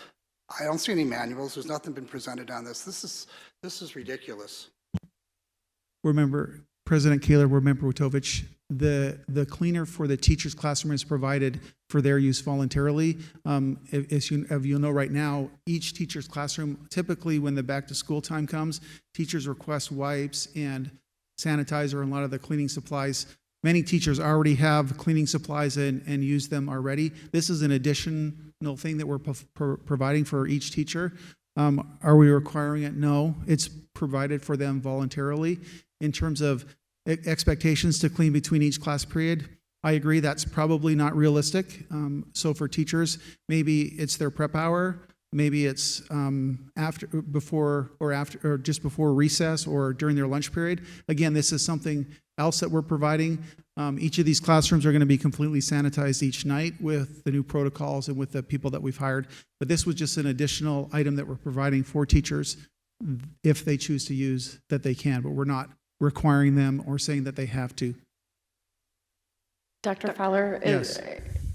kind of what I envision, and I hear you, Mr. Witovich, but I also feel, my opinion is that we're all responsible. I mean, everyone's responsible. So it is everyone's job who's on that campus to keep our campus clean and safe. And I'm not at all pleased with the time we're in, but how many, I'm assuming there'll be multiple, because honestly, what I envision on a campus is a security guard walking around and having one of these bottles and a cloth or napkins with them, and that anywhere they go, any opportunity they have, that they're spraying this, and anyone who's walking the campus, custodian or not, is going to have this, and that's just going to be on the forefront of their mind. Oh, here, I'm walking by, let me spray and wipe this. And it's not a pleasant thought, but it's our world right now. So I'm assuming there's going to be this made available to more than just the classrooms. It will be in the office and in the media centers. And like I said, I envision our security guards, as they're going around, that they're going to have some type of cleaner with them. President Kaler, members of the board, even here at the district office now, as we utilize our restrooms, district office personnel are responsible for spraying after they've used the restrooms. It is not a good situation. It's not anything that anybody wants to be in. But I'll be quite honest with you, if we don't have extra help and support when 2,000 kids at the high school change classes, then we better not open. That's just the way it has to be, because I don't believe without extra help and support and everybody kicking in to help out, it is possible. We can't have a custodian or our 5 custodians clean 80 classrooms in 5 minutes. It's just impossible. Dr. Fowler, on the previous slide, Curtis, can we go backwards one? Disinfect all outdoor drinking fountains. Are we going to shut off? I mean, I've noticed that a lot of places close down the drinking fountains except for the refillable water ones. Are we going to keep them all open? President Kaler, the direction on that has been mixed, and I've seen districts going either direction. So we will sanitize those as frequently as we can, and certainly we're encouraging students to bring their own water. If I'm directed to do so, we can shut those down as well. But at this point, I haven't. It's a mixed direction there. Certainly, those that have the refillable water bottles, we're encouraging that, and we will disinfect those multiple times a day. But I'll certainly take direction if I'm directed to do that. We can certainly make that change. But I've seen it go both ways, so that decision was still open at this point. Doesn't all of our campuses have the water piece Fillable to water it as bottles? well? Most of them do, yes. Most of them do. If, from my understanding, and I know that we're not in normal times, but based on the Arizona Department of Health and regulations, that we have to have drinking water accessible. So unless we have the way for them to refill it, I don't think legally in Arizona we can turn those off. The other, like when you walk into Lowe's and they have them all covered, they're allowed to do that, but schools have to, by law, have water available for their students. So obviously everyone bring your own. Hopefully everyone's very well aware of that and want to bring their own, but I don't think we can turn off the drinking fountains legally.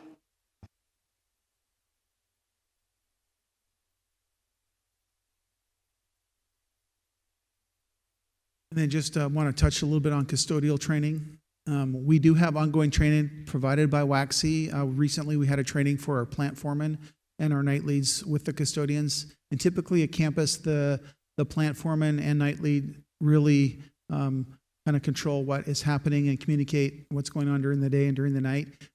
This was just a refresher for all of our people that we're currently employed. Now with the new employees that we've hired, we're going to continue to improve that training and working, whether that's needed on a site-by-site basis or certainly bring back training, and if staff need it as well as it relates to the chemicals that we're using.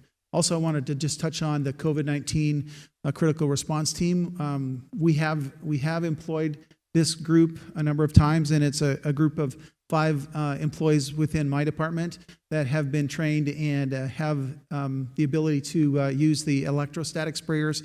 If you've seen those that are out there, and actually I'll show, the next slide has a picture of that. There's also a backpack version. We're able to go into a facility and completely sanitize these facilities using this special disinfectant, and we've been able to really accomplish this task in about an hour.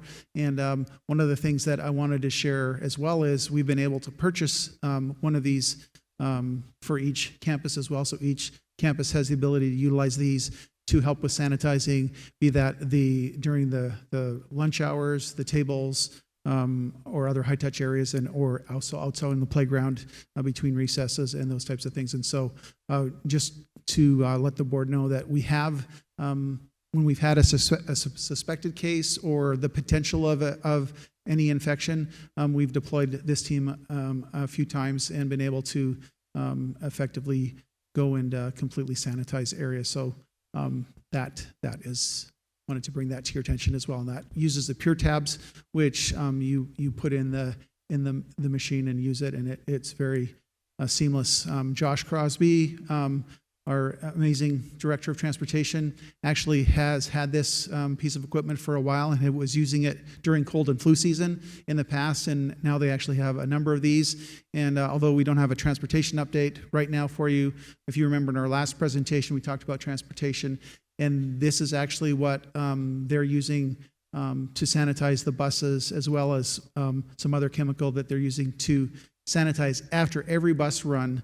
The buses are sanitized, and so that is important for the board to know as well. With the same gun, or like the same? It's not a gun, but. No, we I'm don't sorry. have I'm like, oh no, that's not the word I meant to say. No, Same the equipment? sanitizer, the electrostatic sprayers. We don't have enough to sanitize that's what I every was bus, thinking. every period, Okay. every day. I mean, every week the buses would be used by that. But there's a spray chemical that that disinfects and dries within a few minutes that they use on each of the buses. Okay, within between every route. routes, and the Okay, drivers, great. that's part of their I didn't know if we their had protocol. 13 more for transportation, because I could only imagine that we would need 13 more of Yeah, that equipment. we'd probably need about 65 of these That's if what we I had would one think for every if we bus had to driver. do it So for every bus, so yeah, I was we use it wondering. on each bus, but more like each week, not Okay. daily. Thank you. Yes, I and then do- finally, just to update. I do have one question in reference Certainly. to, as I'm listening to this, all the chemicals that we're bringing into those buildings. We're talking about a spray, we're talking about the teacher cleaning the room, we're talking about, you know, like my concern is if you're going to be giving all these teachers all these chemicals in the classroom, who's going to be monitoring this? So when you've got 30 students in the classroom in first grade, somebody doesn't get over there to the chemicals and drinks or spills it or something. I mean, I'm just nervous about all this, and and my other that I'm nervous about is all the chemicals. I mean, we're spraying here with the spray thing here, the classroom here again.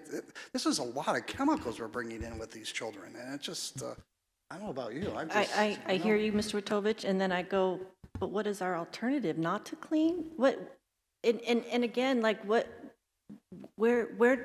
do we do? We cannot not clean. President Kaler, We members- cannot clean, but my thing is, I guess, there's procedure in place that would make me more comfortable. Like, okay, if you're going to have these chemicals in a classroom, they're to be locked up, okay? If this is going to be used in this school, this is where it's going to be. So if somebody gets a hold of this, we have a procedure to know how to address it, okay? That's where And my other thing too is, and I talked with Dr. Foley, that secondary is such a beast. And so her and I sat even talking like, so how does this look, changing classes?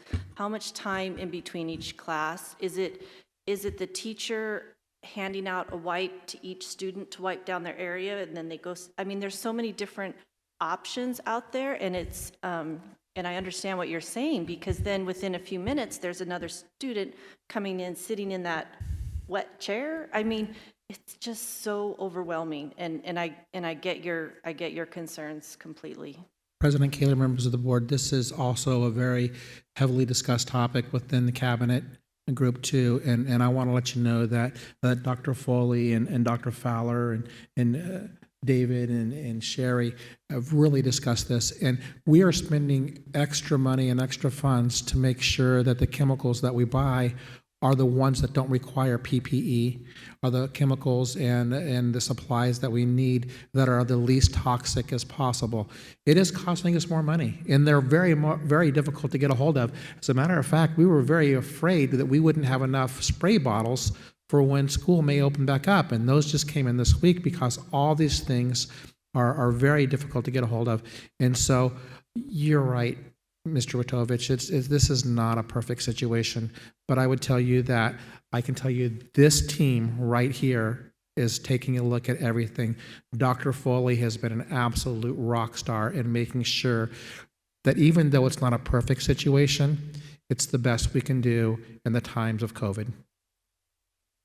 Mr. Witovich, I hear you because I'm around kids and we have chemicals, and I'm all for, we do need to have procedures, and I have no doubt Waxy could provide those or easily typed them up, but I agree, there has to be some processes and procedures so that we use them appropriately, because if we don't, then either it can go really wrong or it's not doing what it's intended to do. So they do have to be used appropriately. But I appreciate this, and I'm not big on the chemical thing either. But what scares me more is somebody sending, or a kid just doing it, coming to school with their own something. That scares me more, like, maybe they made their own wipes or something and they're coming in and cleaning their own desk, but we don't know what that is. And that, I'm more afraid of that. And as long as we can reassure our families that we have these items available, we are training people, we do have manuals to use them correctly so that they can do what they're meant to do. If there was a magic wand that we could clean with that had no chemicals, and I don't know, I would love that, but I completely agree with you. I think there has to be some processes there, because otherwise, if we don't use them appropriately, it may not do what we're intending. You know, the questions I'm asking you today, it's not directed at you, okay? What my concern is, I'll just be honest with all of you here this evening and who's ever watching out here. I had a parent ask me a question today. They said, you know what's really interesting is that the last stimulus we got in there, that we're releasing federal prisoners back into the communities and back to their homes on home confinement for their safety, okay? And yet we're being told to send our children to schools, and we're expecting you as educators to figure it out. That's what I get upset about here today. So how dare we're bringing criminals back in, and then we're expecting our children to come back into the schools. So that's my frustration, and with the parents. I have a total, today, yep, so. at the end, I have a total rant about this as well, so you're not alone, sir. Mr. Witovich, you're singing to the choir.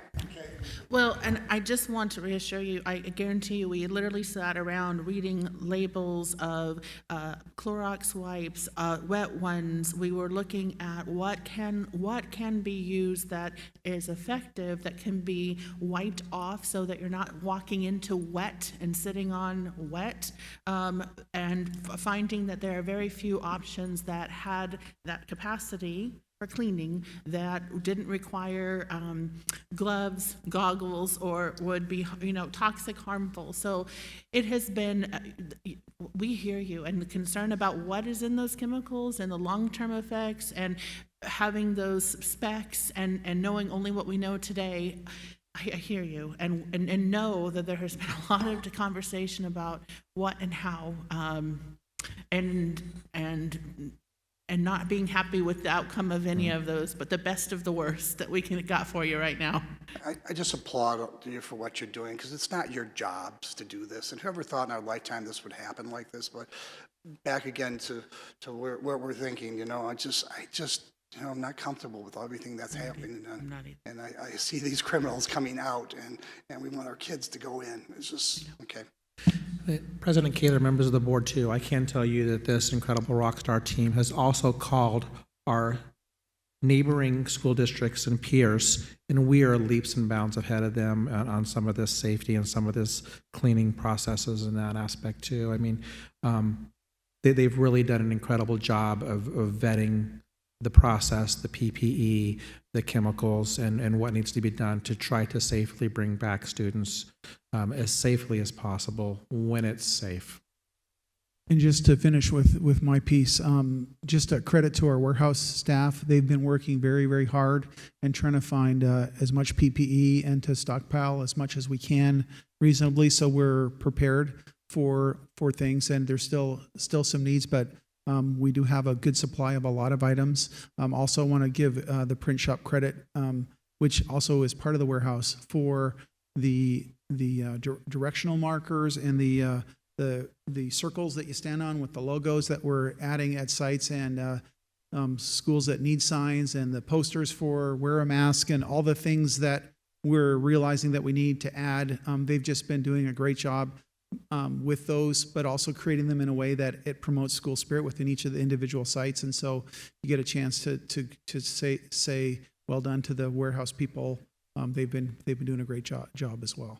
I was going to say, Dr. Fowler, there's one business that has done really well in COVID, and that's sign making. I've never seen so many signs go up so quickly with instructions per the company in the business. It's mind-boggling to me. So thank you to the print shop. And just to leave you with a picture, kind of sometimes a picture is worth 1,000 words. So just some visuals of supplies. And Dr. Thomason referenced the spray bottles on the right.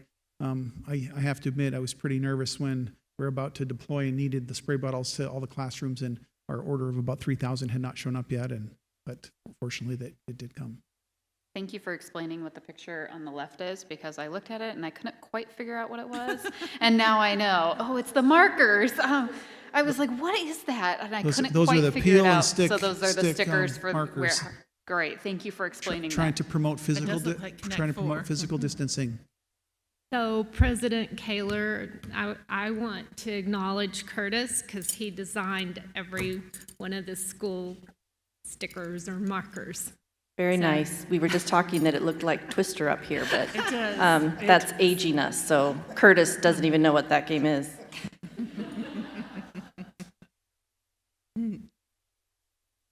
Okay, so now let's talk about some executive orders. And I think before we start talking about the executive orders and the information that's been given to us today, I want us to take a second to acknowledge each and every one of us has received some very, very thoughtful, very passionate, very detailed perspectives on their concerns, many oftentimes divergent views on what we should do and how we should do this together. I think one of the things I want our community to hear is that we hear you, we understand you. We actually understand even when you have equally opposite opinions, we can relate with where you're coming from on both sides. And I think that one of the challenges that we have together that we're going to talk through tonight are some of the executive orders that have come to us and some decisions that have to be made, and the responsibility that we have as a district on making sure safety security happens as we implement these executive orders. So I want people to know that we are hearing them, and that we understand them, and that we want to do the very best by them. And so with that, I want to go into some of the things that have come to us as things that we have to do, and some decisions that we need to interpret together. One of the first things that, and again, the executive order said several things. You heard the Governor Ducey say Arizona is open for learning. You heard things that 180 days are not going away. You heard that the perspective of there's accountability for learning this year. One of the things that came out of the executive order, and you heard Mom talk a little bit about tonight, is the idea that one of the things that they say is it's essential for us to retain our workers and our teachers and our highly qualified people who are amazing, and our Higley employees are amazing, so that we are ready to resume school when we are able to do so. One of the things that you also heard the governor say was that he was no longer going to be talking. We had been talking about a date. Obviously, there had been an order that had closed in-person learning in Arizona until August 17th. We had been hearing, as we talked at the last meeting, that there would be an announcement of perhaps a moving of that date or information. What we heard in that meeting from him was that they were going to allow decisions on a date for resuming of full in-person and on-campus learning to be made at the local level. And then in the executive order came some specific dates that we need to be aware of.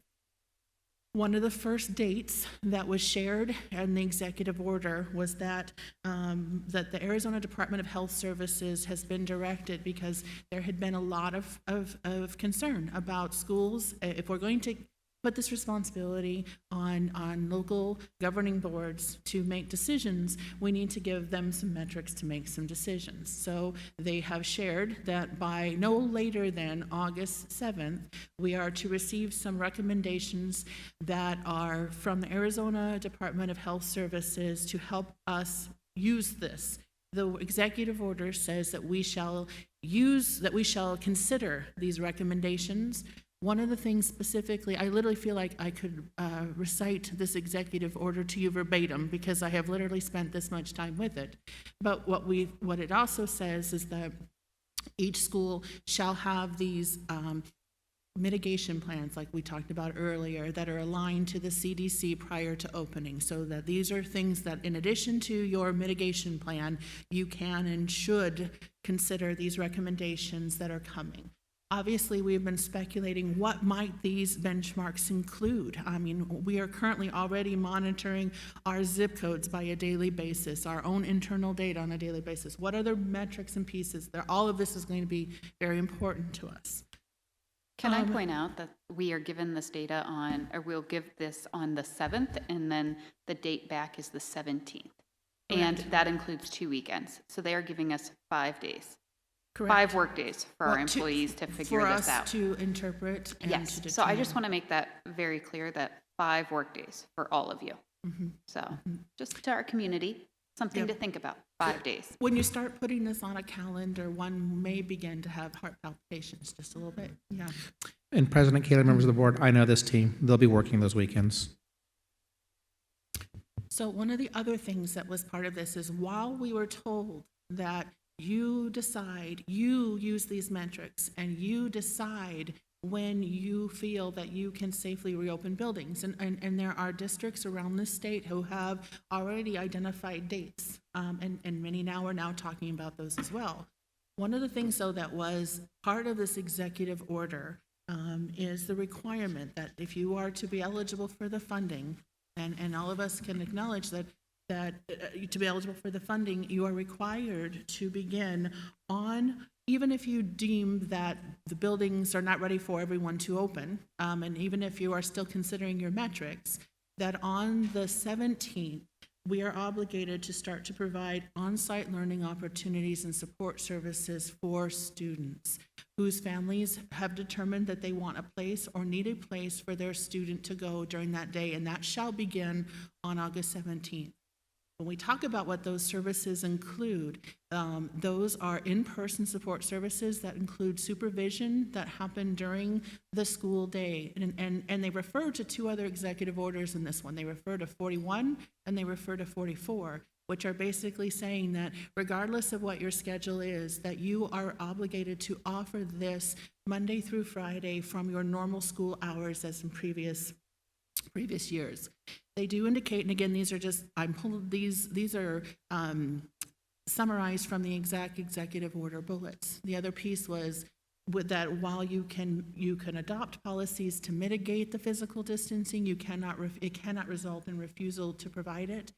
And the only way you cannot have something, again, the way you cannot have something is if there was deemed by the Arizona Health Department that you needed to close, for instance, or it was deemed due to an outbreak, you can apply for a waiver and you then would not have to offer a site for families who needed this. Now, that is from the executive order. Now, Udall Shumway and Gustin Rosenfeld have been working together to help support districts on the interpretation of what this means. And Arizona Department of Education also is providing some additional guidance to help us understand what that means. And one of the things that they've said is that it's important to note that that the offering of this on-site service does not mean the return to regular classroom school. It can mean, it would mean that you'd have online learning or remote learning continued, that it may or may not be teacher-led, that it could include paraprofessional support, but in either case, however you choose to staff it, you need to provide supervision and support for those families who have identified that they are in need of those support services, and that starts on the 17th. So one of the things ADE has also said is that this was intended, there's two parts, what's in the executive order and the interpretation and the intention. The Department of Ed is saying that safe place for students to come is for, again, students who are deemed at risk, special education students, students or children of essential workers, and that, again, so while it's saying districts, you determine which populations you offer it to, it's really, it isn't saying only those populations. It could be for anyone who said, I want a place for my student to go for support services. So that's one piece, and we're going to talk a little bit more about the fact that it's important for us to begin to get an idea of, regardless of what happens with when we determine when we're going to open for in-person teacher-led instruction, we also need to be able to anticipate and find out from our community who is planning on taking advantage of that, because we need to ensure the safety, security, and staffing for those students. The other piece that was part of this executive order is an executive order that says we shall, as a school district, develop and implement a policy to require face coverings or face mask or shield for all staff and students over the age of, and this is right out of the executive order that you see here on the thing. And it also says that there will be exceptions, that there will be breaks, those kind of things that are supposed to be embedded in your policy. And so this is one of the other we must do it with ensuring a safe return to school. So what that leaves us with is discussing some scenarios here. So obviously we are a couple things that we now know. One, we need to determine a date for when in-person learning can happen. There are very important metrics and tool that is supposed to be released to us by the 7th to help us determine if we can meet those metrics. That regardless of whether we do or don't open schools or what our metrics are telling us, that on the 17th we need to provide some kind of in-person support, however that might look, and that we must have a mask policy and implement that. So again, here's two scenarios. If we are able to determine that we are able to open on the 17th, and again, that decision would be based on our mitigation plans, a guide that's aligned to the Center for Disease Control, whatever these metrics are. And again, we don't even know to what extent we would be utilizing.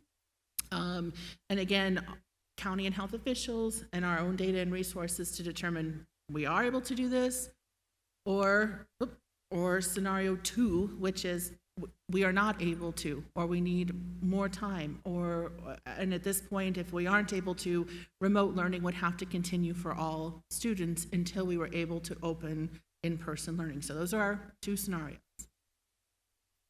One of the things that we need to figure out, and one of the things we're hearing from to do this well and to do this right, as a district, we need time to figure out how to match and marry and understand what parents want for their child and our staffing of that. We've received communication from parents saying, I am not ready to make this decision. And I completely understand why they are not ready to make this decision, because they too want to look at these metrics. One of the things that a lot of other districts did that we decided to wait until we had a better idea of when might in-person learning come, because again, we were anticipating maybe a date to work with, was other districts have asked families to identify, if you had to make a decision today, would you want an in-person learning opportunity or do you want an online, so that they can staff appropriately. We cannot staff and align overnight. That is something, I mean, truly, even if parents ended up changing their mind, if we had a good understanding of what you think you want for your child, if you had to make that decision today, and knowing that there are metrics, so that we can begin to anticipate how many teachers, students on campus, that has an impact on our rooms, our physical distancing, it has impact for staffing online, those purely online, and we need time to align and make that match. So one of the things that we are talking about doing is, and you see a sample of some writing there, is asking people to share with us. At this point, if you had to decide, not because we want to force you to have an answer right now, but we need an idea of what our staffing might look like, because it can change and you can change your mind, but if we don't know how to anticipate, we can't align for that, and it can't happen overnight. This is going to be a multi-week process, and even that is going to be really pushing it. And so if we delay, we can delay, but it will delay us further being able to align and make matching happen for staffing. Dr. Foley? Yeah. So I think you guys probably get all the same emails I get. I got about half a dozen people already just this afternoon saying, look, you can ask me to make a decision right now. I want to wait until August 7th when we know what that criteria is. So I just want to pass that along. Yeah. I think you got CC'd on a couple of them anyway, Yes. but it's fair. It is fair. And knowing that if we choose to wait to send a survey out until that point, we were going to need to allow time for us to get that information and align. And at some point too, we're so far in the semester, there's changing one model to another is a challenge. And yet at this moment, we're all remote learning, and we started the year remote learning for that purpose. So, And Dr. Foley, with that, we're not holding any parent to what they might say in their survey either. And they can absolutely change their mind. But you're trying to get like a majority of our parents today to give us an idea of what they would prefer. Because it will help us with helping us with staffing decisions, and it's going to take us some time to know that. And again, and we're going to have to use that to help us with making sure we have adequate coverage for all of our classes. So again, not wanting to commit one way or another, knowing that there is option to change, that is one of the things we need to know. The other thing in this survey that we would have been asking, and you see in a sample there, an example is, we want you to tell us what you're thinking, knowing that you may change your mind. But the other thing is we're asking you if you are going to be requesting support services with us clarifying what it isn't. We need to know, because we need a safety and security situation on our campuses to anticipate and plan for who's coming and where, so that we can adequately respond to that. So that's one of the things we really need to know. So even if even if the decision or the guidance here is, we need to know what people are wanting, not that they can't change their mind. And I saw there was some very thoughtful emails saying, can you add a suggestion that says, I want in-person after I've reviewed the metrics, I want online only. Right now, again, we're however we choose to do that, we need to get a sense of that for staffing. Perhaps we can ask, I will return. I mean, like you said, we've got emails all day today, and not just today, throughout this. There are people who, my kid's returning in person, as soon as those doors open, they're going. And then you have, on the other side, my child will not be returning. They will continue the online, at least until I determine it's safe. And some have even flat out said for the entire year, they have no intention of sending their child to school at all this year. And that's, those are choices. So maybe on the survey that we're asking these questions, you can get the I will. So yes, I will send my child back to school on the reopening date. And then have I'm somewhat likely to return them to school, or I'm somewhat likely not to return them to school. And that it should give us the definites. These ones are for sure not, these ones are for sure are. And then kind of where the ones that are teetering a little bit, like you said, that they want to wait until they see what these benchmarks are. You're asking me to make a decision, and I totally understand. We're all having to make decisions, and everyone has said it, not binding decisions for our families, but we're having to make decisions with not all information. And so if there's someone whose mindset is, you have this mitigation plan, you meet the benchmarks, whatever they may be, because we don't know yet. We don't even know what they are, more or less. Are we close? We have no idea.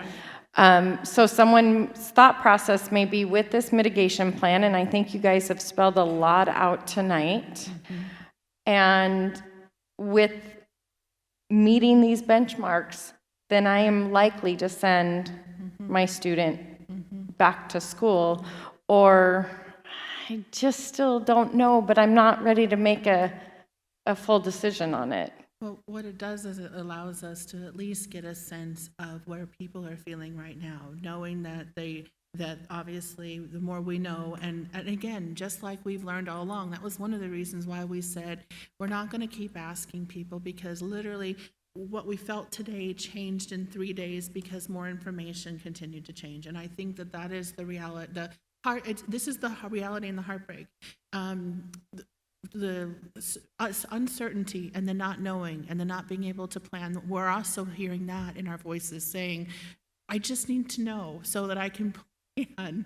And we're trying to, but we're also trying to be responsive to the information that we get at the moment and be responsible with that information. So never in a million years would I have imagined, as I saw my son fill out his August calendar, and it just hit me when he wrote first day of school on the 17th with a question mark. You know, when in the world would we not, know these things? But Dr. Foley, I read this executive order over and over in my head, and this support services, like, can we dive into that word for just a few more minutes? Like, exactly what does that look like?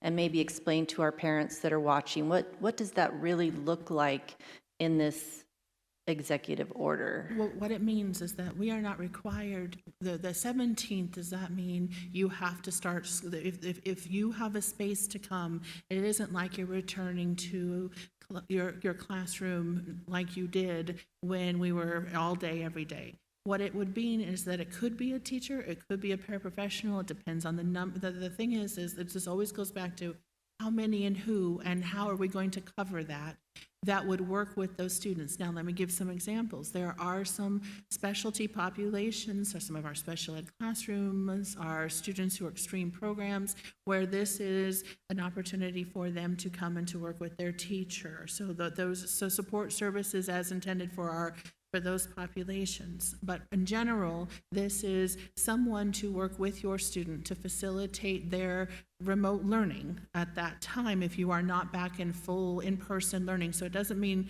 come to the school building and school is like it was. It is you come and you'll be in a face mask and you'll be working with someone to support you during these times. And there would be lunch, food services provided, there would be support, there would be interaction, obviously, and how many students, and would help us determine how we're going to have to staff that. And so it could be perhaps 1 or 2 classrooms per site. It might not be every site. So it's very up in the air based on what we get our feedback from and I know that, again, I heard the emails. I've read every single one that I could possibly read before the board meeting started tonight, and I hear the hearts of every single mom and father and grandparents writing us. God bless them. But we just kind of got to get a number. We need to know, and that's one of the things that needs to be part of the survey is, again, we want to hear, what are you thinking? And I feel that if adding that piece that says, in person, if, again, says, if it makes you feel better not to have to commit, but it gives us a ballpark for staffing is important. But in addition to that, if this executive order expects on the 17th, there is something, and there are specialty populations this is intended for, but it doesn't exclude, we need to be able to know you're intending and needing this service so that the site administration can follow up with you to make sure you understand what we can do and how we're going to staff that. We need time. And that's one of the reasons why we would need to send a survey out, we'd need to send it out Thursday, Friday, ask it back from you by Monday, which is tight turnaround, but that gives us 2 weeks to figure out who, how many, where, how much, and how to support that date while we're waiting for other metrics to help us understand this. So again, not ideal timeline, but this is the reality of the information that we have and the things we need to navigate through. I mean, we need, obviously, here we are, we're having this discussion for the first time as a collective on interpreting what does this mean. Obviously, we have some work to do. We need to take a look at, we're required to have a mask face covering policy. ASBA has put those out. We need to take a look at that. That would be, again, one of the things that would be pretty common across that most East Valley, all state districts who are using this, but we would need to adopt that regulation. We really need to, yes, know where parents are, but we also need to know who is planning on taking advantage of that and helping them understand that this is not return as normal if we aren't fully back in the buildings. And again, there are a lot of things we need to, as discussed tonight, for a safe return to the buildings. There's many things that we have got to work through and think about. So this will be 2 questions on the survey? Will there be 2 questions? Okay. I'm like, just thinking this out, like, as a parent taking a survey, there will be 1 question that looks like this, 1 question that looks like this, right? The 2 Well, sheets we have? there's 2 things. I kind of gave a sample for you to look at. Yes. There's 2 things. There would be sort of an explanation that, and it would be a communication to community members that basically does this. It says, let us, for those who are not watching, let us summarize for you exactly the 3 main things that are part of this executive order. That leaves us with 2 scenarios, because again, you and I are all hearing from people equally, please delay, and we're getting as many, you start as soon as you can possibly start. And so we're hearing both sides very, very clearly. And we also have some executive orders and some decisions we have to make together. So the idea is we're saying, parents, here's the executive order, here's the scenarios. We're going to ask you to do a survey, and in this survey, you're going to tell us this, because we need to, this is going to help us with staffing, because this is going to take some time here to align. The other part is that this also helps us to know how many kids are we looking at providing in safe and secure and appropriate support services for, starting on the 17th, as per executive order. Dr. Foley, I know that many people, you know, and it's, you know, we live it and eat it and drink it all day long, all of this stuff. But there were so many of our community members and our staff that didn't even realize that we are being mandated to open up for these support services on August 17th. That's right. We were not given that choice. Right. So, and then, It was vague. It was It was clear as mud what that looks like for us, you know, yes. this is why we're challenged right now with getting this survey out, is because of that in the executive order that many people didn't even know existed. Yeah. And it does. I think that it was a tale of two tales. A tale of 2 cities, the best of times, the worst of times. You heard that we're not going to give a date, and yet in the executive order there is a date for some very tight expectations. So that's a reality we're navigating through, and that's why we're talking about this tonight, and why we need to hear from our community on what are you thinking, especially the component about the 17th, and helping us anticipate and appropriately staff. So, and understanding that nobody is going to be held to whatever I choose on this survey today does not mean that more information in several weeks from now, I can't change my mind. But if our administrative team has the ability to have an idea of what those numbers are, we can begin leveraging appropriate conversations and staffing to ensure the best and most appropriate transition when we are able to safely say we can return to school, to return to in-person learning. And so the second thing I showed you is kind of an example of what that survey would look like. It's 2 sets of questions. It's a tell us what you're thinking. Now again, with the feedback we've given is kind of an option 1 and 1A, 1B, which is, yes, I'm interested in in-person, but I'm not willing to say that until I have seen the metrics. And 2, nope, I'm pretty in there. And we have heard from families too who have said, I know I'm not planning on returning, and let us know that now so that we can begin to adequately staff for that appropriately, particularly now that we are literally working through as you have been so wonderful to support, the beginning of our online academy. So that is our next steps.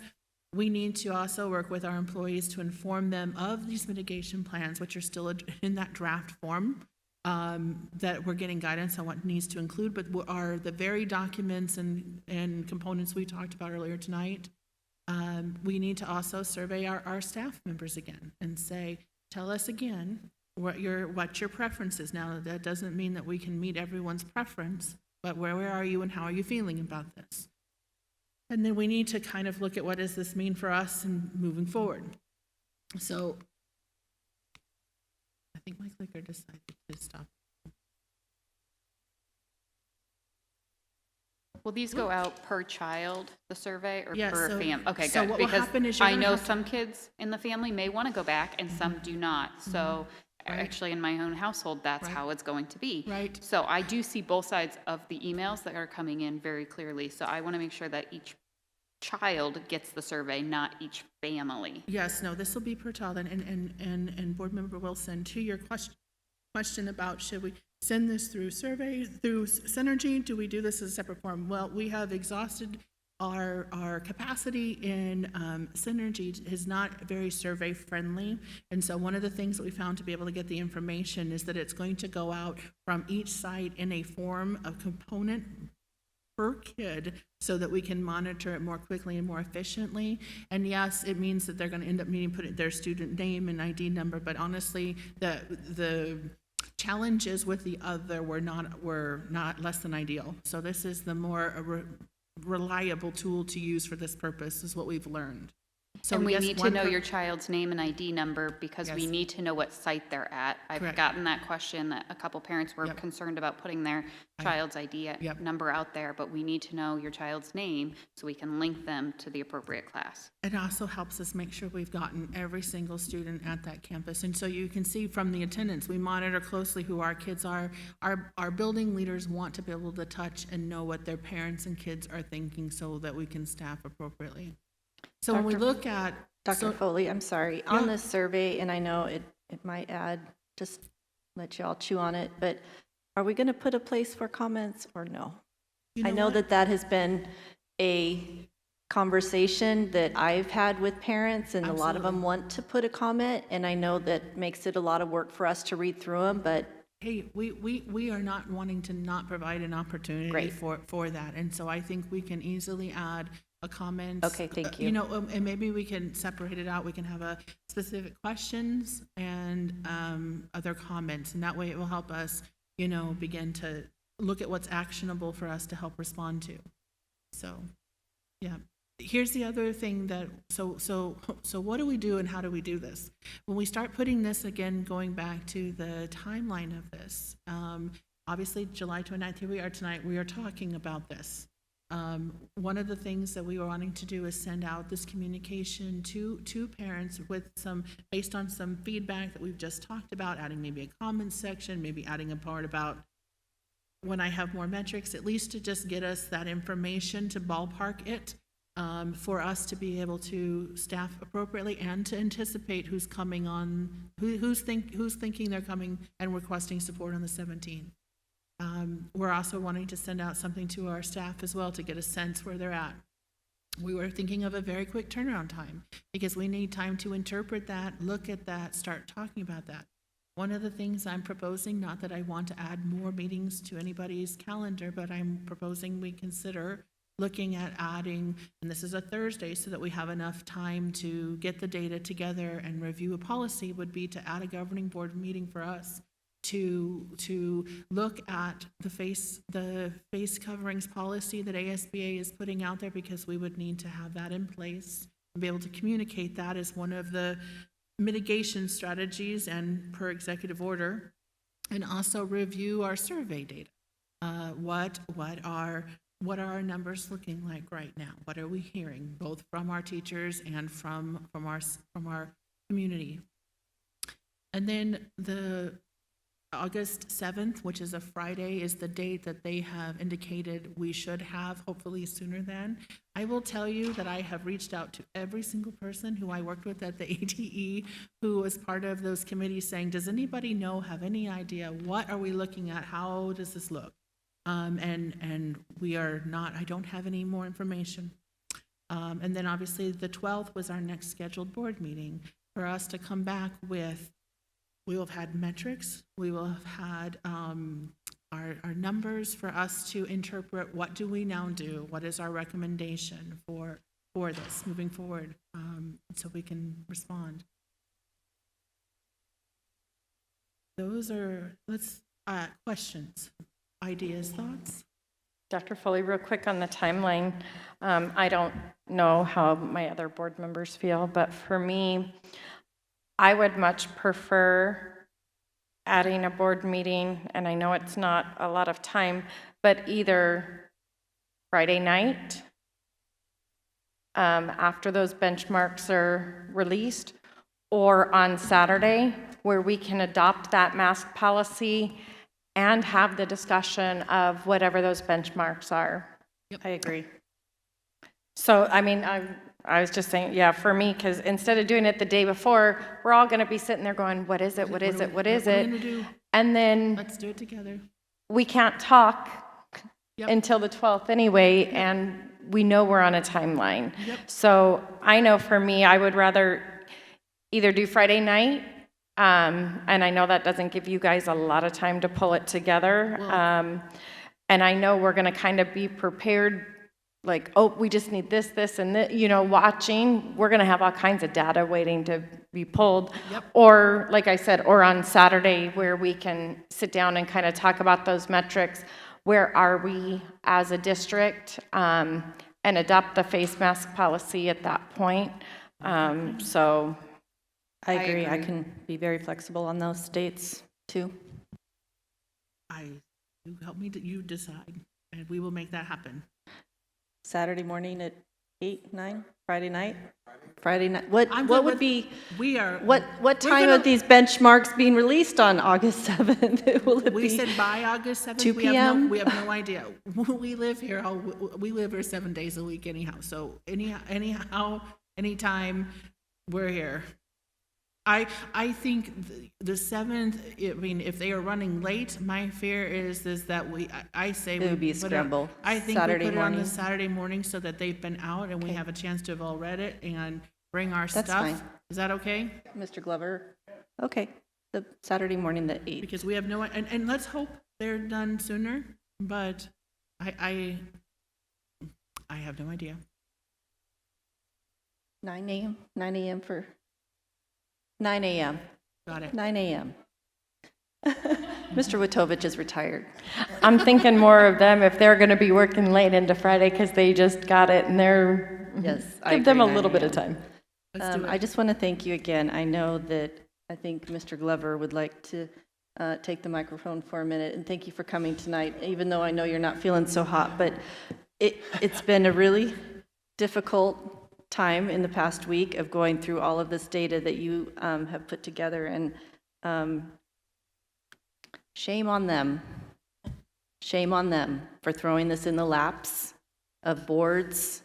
And we are not doctors. We are not immunologists. We are not CDC people. We are not any of those things. We are moms and dads and community members that want the very best for our students.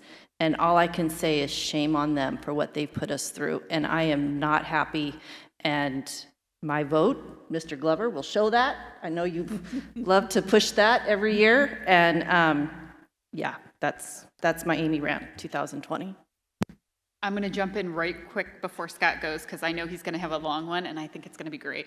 But it's shame on them for saying that our websites would be up to date as he was speaking. I was frustrated because we were hearing the knowledge just as our whole community was hearing the knowledge. And shame on them because it was not nice because we did not know what he was going to say. They did not know what he was going to say. And it was, just look on your community website. So shame on them. But go ahead, Mr. Glover. I'm excited to hear your rant of the day. It's a lot of pressure. Thank you, guys. Well, you know, I think a lot of people are expecting, we're expecting something big to happen on August 17th. I think they kind of still are, but I'm glad you guys clarified it. So I wrote down some thoughts that I would like to share to maybe help stir some conversation, and maybe the people watching can have these conversations. So seat belts. You guys only have me for 8 or 9 more meetings, or maybe 10. So, but I am not mad at any of the people who presented here and have written this plan. I thank you, and I'm looking at you and I'm saying thank you. It's a lot of work. Thank you. So you're doing what the governor has ordered you to do. But what I'm about to say as August 17th approaches is that if we still find it unsafe to fully return by that date, maybe we should start thinking about what school could look like if we planned it the way educators think is best. Maybe if some teachers and administrators hear what I'm about to say, it'll inspire them to think a little bit differently, because I think the traditional way we're looking at this is not really helping us too much. But we get mail from all sorts of different people with all sorts of different opinions, and no matter what anyone says, I have full confidence that the teachers in America will catch our kids up academically when we do get back, whenever that is. I have no doubts about it. We'll catch them up even faster if we could take this giant anchor of substandard standardized tests off their necks, but that's another rant, another time. You know, our families are under the impression that these kids will be okay because they trust us. But we're only planning for August 17th because that's the date that is being demanded of us by the governor. He's not a teacher. August 17th isn't a date I would have picked. It doesn't sound like most of you would have picked that either. So how can we keep kids safe if we open at 100% capacity? I don't know. I don't know. But why are we even being asked to? I would feel a whole lot better if we let our churches open at 100% first, or our gyms, or our restaurants, or our bars, or our movie theaters, or our baseball or football, soccer stadiums. You know, just stop counting people at Home Depot. Just let everybody in.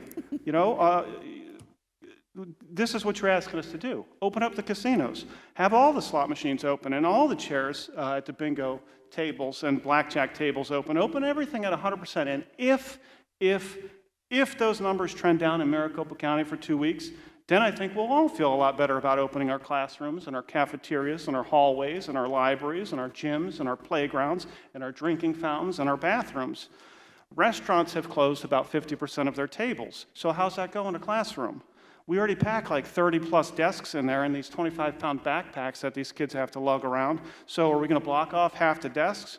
Cool, then you got to build twice as many schools because we don't have any empty classrooms in Arizona. Not really.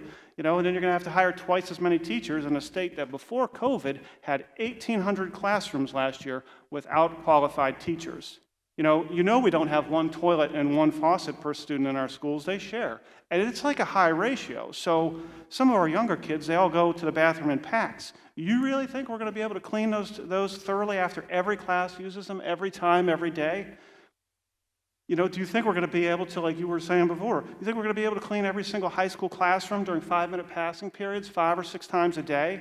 What's the recess even going to look like? Those kids absolutely need recess. Do you think we have the capacity to clean all the balls and wipe down the monkey bars and the swings after each kid uses them? These are things that people, when they demand that we go back, have to start thinking about. And substitutes? We didn't have enough before COVID. So what happens when a teacher has to be quarantined for 2 weeks?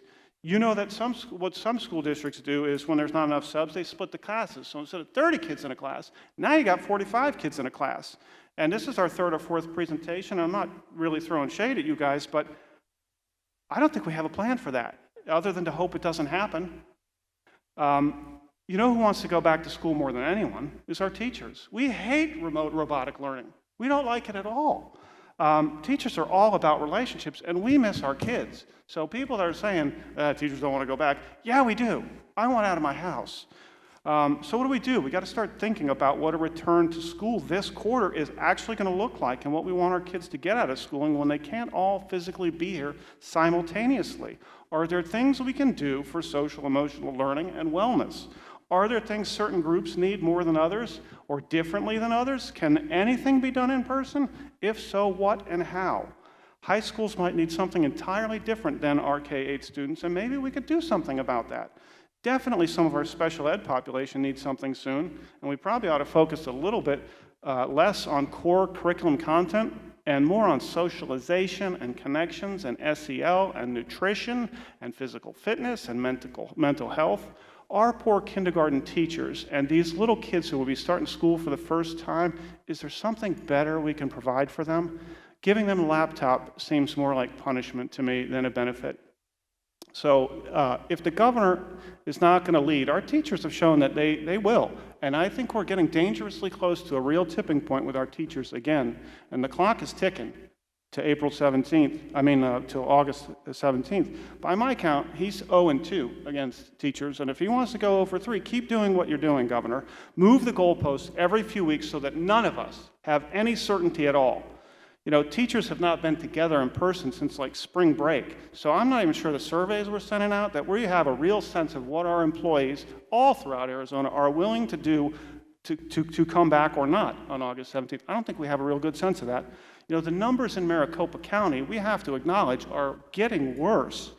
We have really, bus drivers in America are older.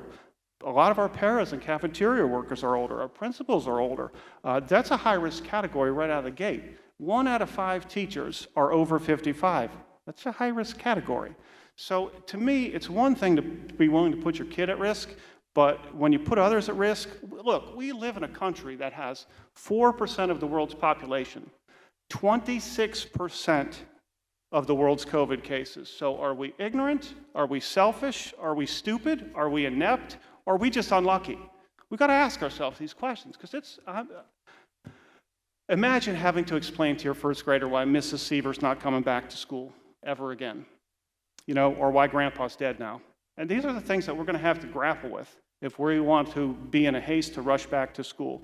And you know what? People can be as mad at me as they want. You want to send me a letter or hit me up to chat, then do what educators are supposed to do. We're supposed to be data-driven decision makers, so send me some thoughtful, meaningful, useful, trustworthy, verifiable data from experts, facts. I know that pediatricians suggest that school is beneficial for kids. We all know that. It's one of the reasons we have school. But are those pediatricians really recommending that right now, in a county where over 111,000 of our 165,000 cases are in Maricopa County, are those pediatricians recommending our kids hurry back to school? Maricopa has more cases than almost twice as many as all the other counties combined. So if you don't know someone who has COVID or who's on the front lines fighting this, you should probably seek them out and talk to them before you demand that we send our employees back and your children back into this bonfire. You know, again, I am not mad at any of you guys for what you're being asked. I just think August 17th is going to get here, and we're going to be right back where we started from. And instead, we should be thinking a whole lot more about how we can really make the most out of the time when we can't be where we all want to be, which is together once again. And school boards can help decide what constitutes credit at a secondary level. We could rethink that, and I'm totally flexible for that. ADE for elementary just has suggestions, as far as I know, for what an elementary day looks like, so why not rethink it? You know, are there times and places we could use for safe socialization, and what would the frequency of that be?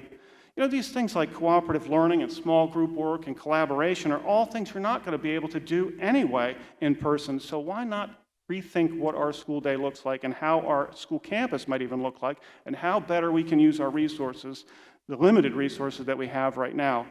There are opportunities, I think, to maybe try and meet safely in person, just not how we are accustomed to doing that, and certainly not, in my opinion, at full capacity 5 days a week, not until the numbers in Maricopa County show a period of decline. So for me, I don't want my headstone to say he did nothing. He just went along and didn't say anything. So thank you guys for hearing me out and humoring me. And I just wanted to speak up and say what I think is on a lot of people's minds. So that's the end of my rant, and I welcome your responses.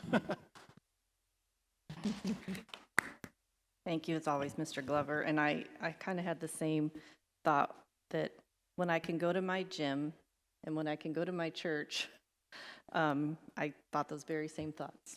Thanks for your time on that. Anybody else? President Wilson? Kaler? Oh. And my thought is having open comment at our board meetings as well.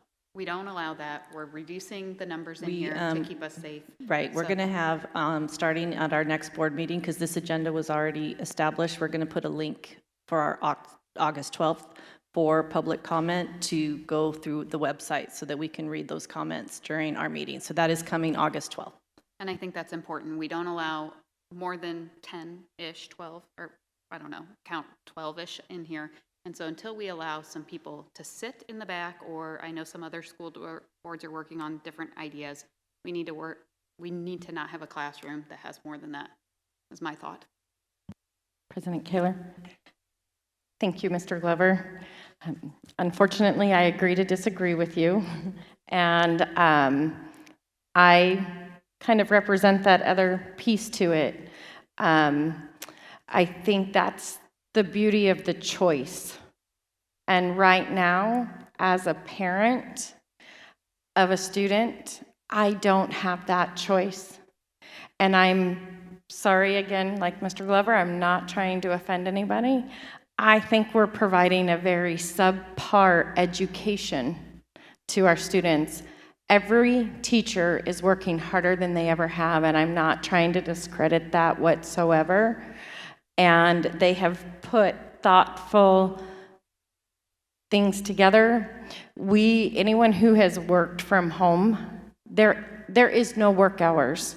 You are working all the time, and you're taking a dinner break, and you're having dinner with your family, and you're back on the couch with your laptop, and you're working. You're not engaged with your family. You're working. You are always working when you're working from home. And I'm not discrediting what the teachers have put out there. They have worked really hard, and we are doing what we can with what we have. And I have had so many teachers contact me this last week and say, please tell me we're going back to work on the 17th.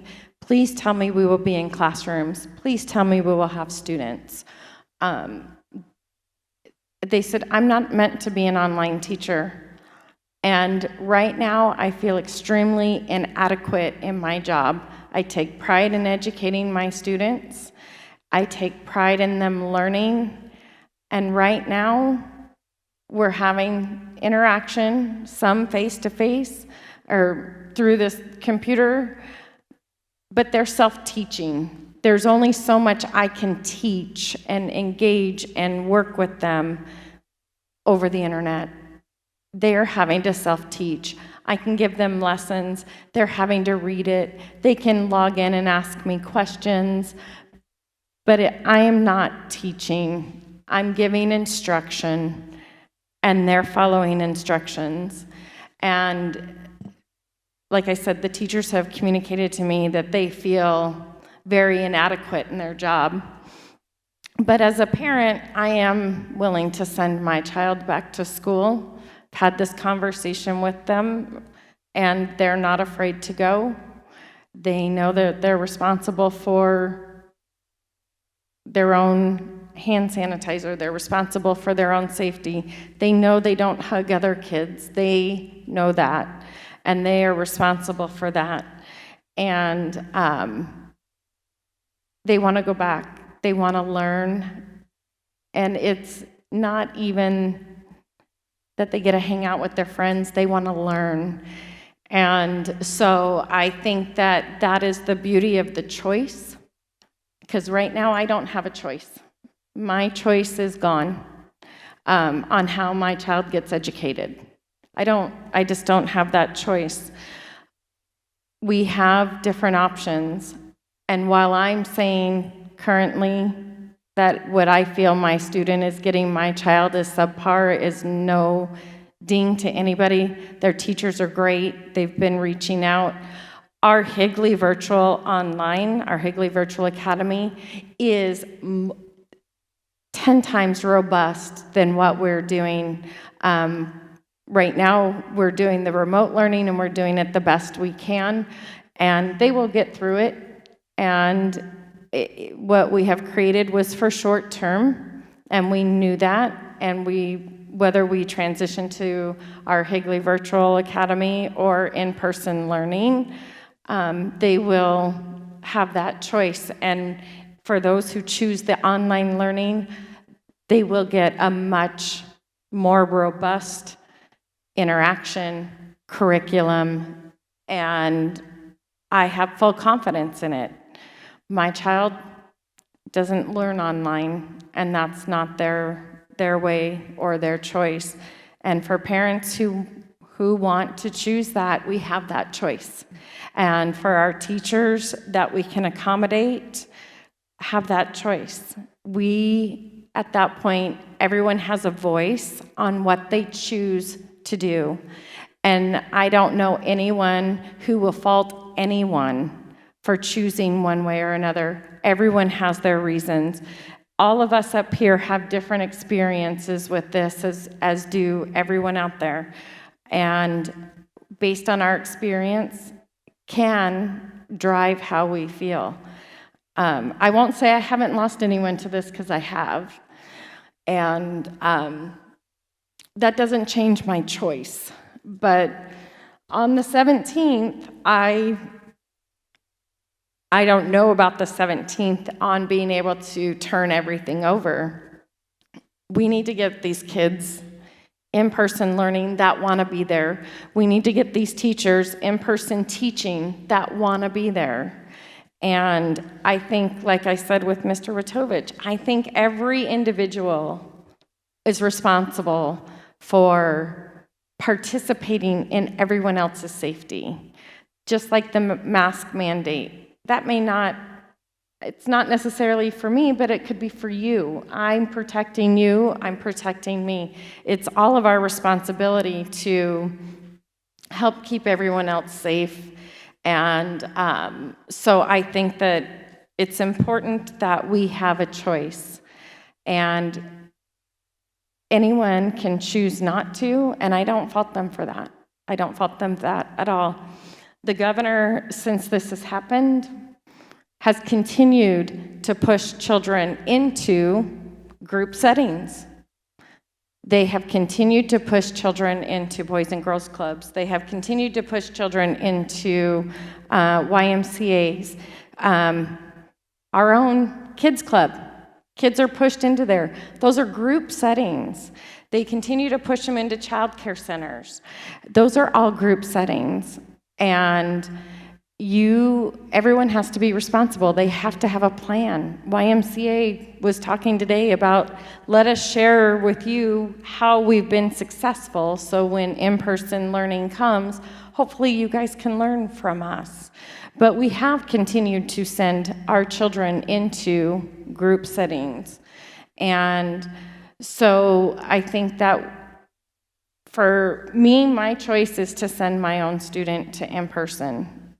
I think we need to be able to give our parents and our staff a choice and not keep it at a one-sided perspective and not prevent somebody who cannot learn online or who doesn't learn online.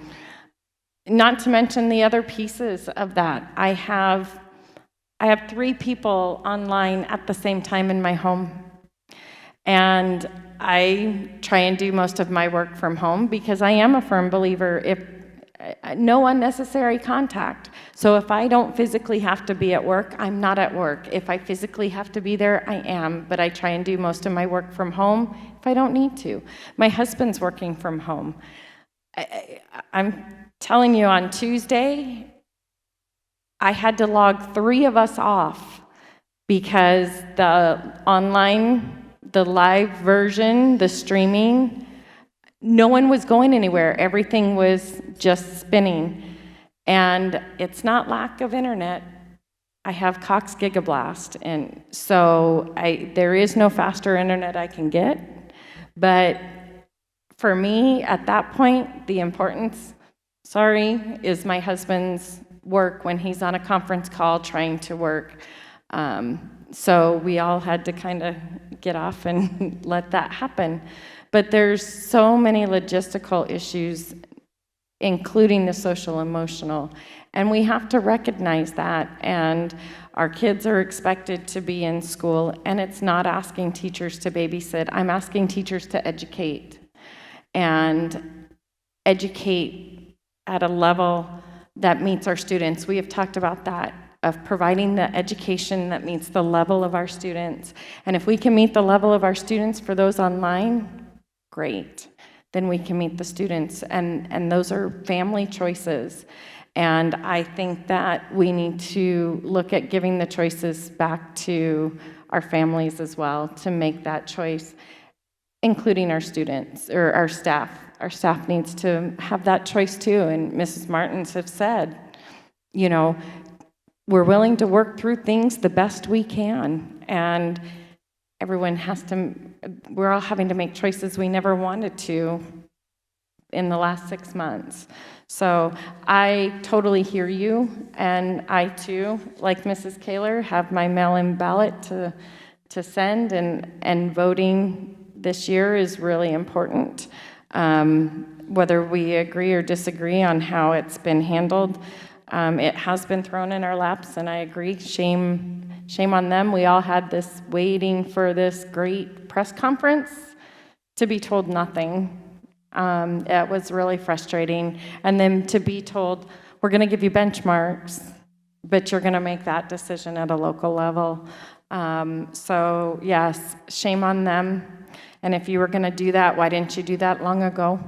And make that option at the local level. And so I hear you. I hear all of our families. I hear the emails. I hear both sides, and I get it. And I don't fault anyone for it. I think actually today I received more emails today saying please resume than I did not. But if we resume in person, and those who are asking for us not to return, they don't need to return. They can choose the online option for right now if that's meeting their family needs. And so for us to say we won't return in person, I don't agree with. And I think that we need to look at that to be able to give them the choice. I hear everyone who's saying I'm not comfortable, then that's okay. I appreciate that. And you have the choice, but give us the choice to return in person as well. Thank you, Mrs. Reese. And this is exactly our emails every day.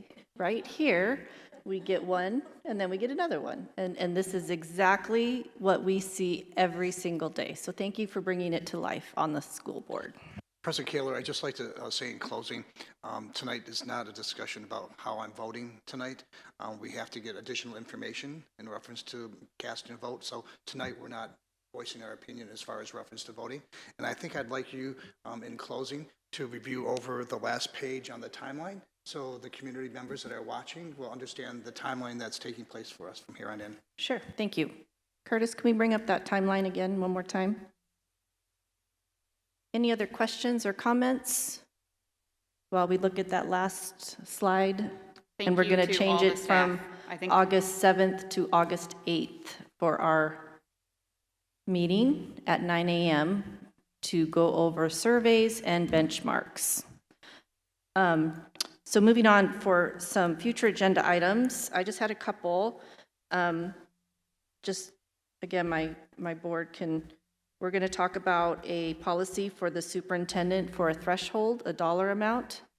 That came up this evening with our the Mahoney group, and with that we'll do a informational meeting or an informational item with the Mahoney group so we can go over our insurance policies that we have. And then I still would like to see at some point, if the board would like, is a conversation and or informational and or vote on an in-house versus out-house attorney. I guess we just need to have that soon. So especially in COVID. So those are my thoughts. Anybody else have anything? We put some dates on the Gifted and Talented program towards the end of August. The handbook for athletics and eligibility, and we're also going to talk about the fees during that as well. Textbook adoption process in October, and then Mr. Lotzenheis, Big Lots. Course guides, we're going to throw you right in there in November. So anything else? All right, and here is again our proposed updated timeline, but again, we are going to meet August 8th, not the 6th, at 9 a.m. And with that, I move that we adjourn. Second. All those in favor? Aye. Aye. Good evening.